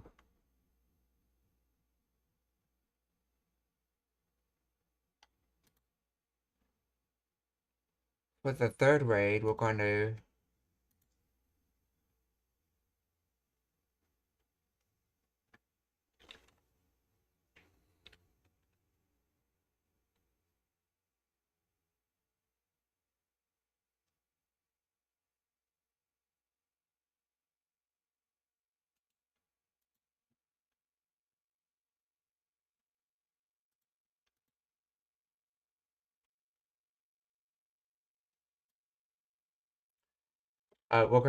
raid Father Russell, who's playing Star Citizens.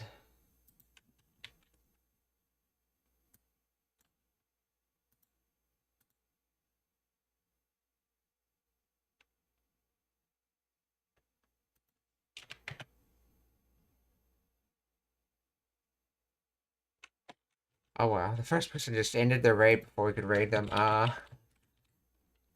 Let's find someone else.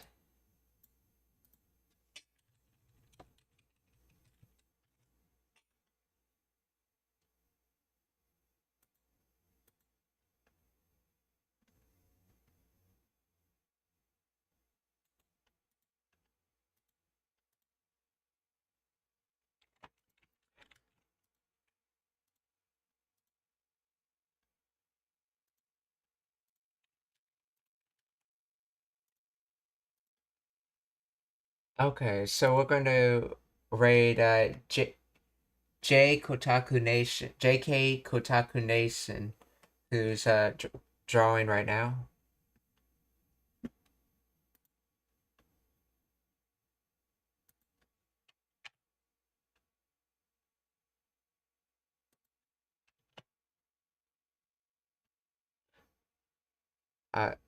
皆さんお気をつけてまた明日。Goodbye everyone. See you tomorrow.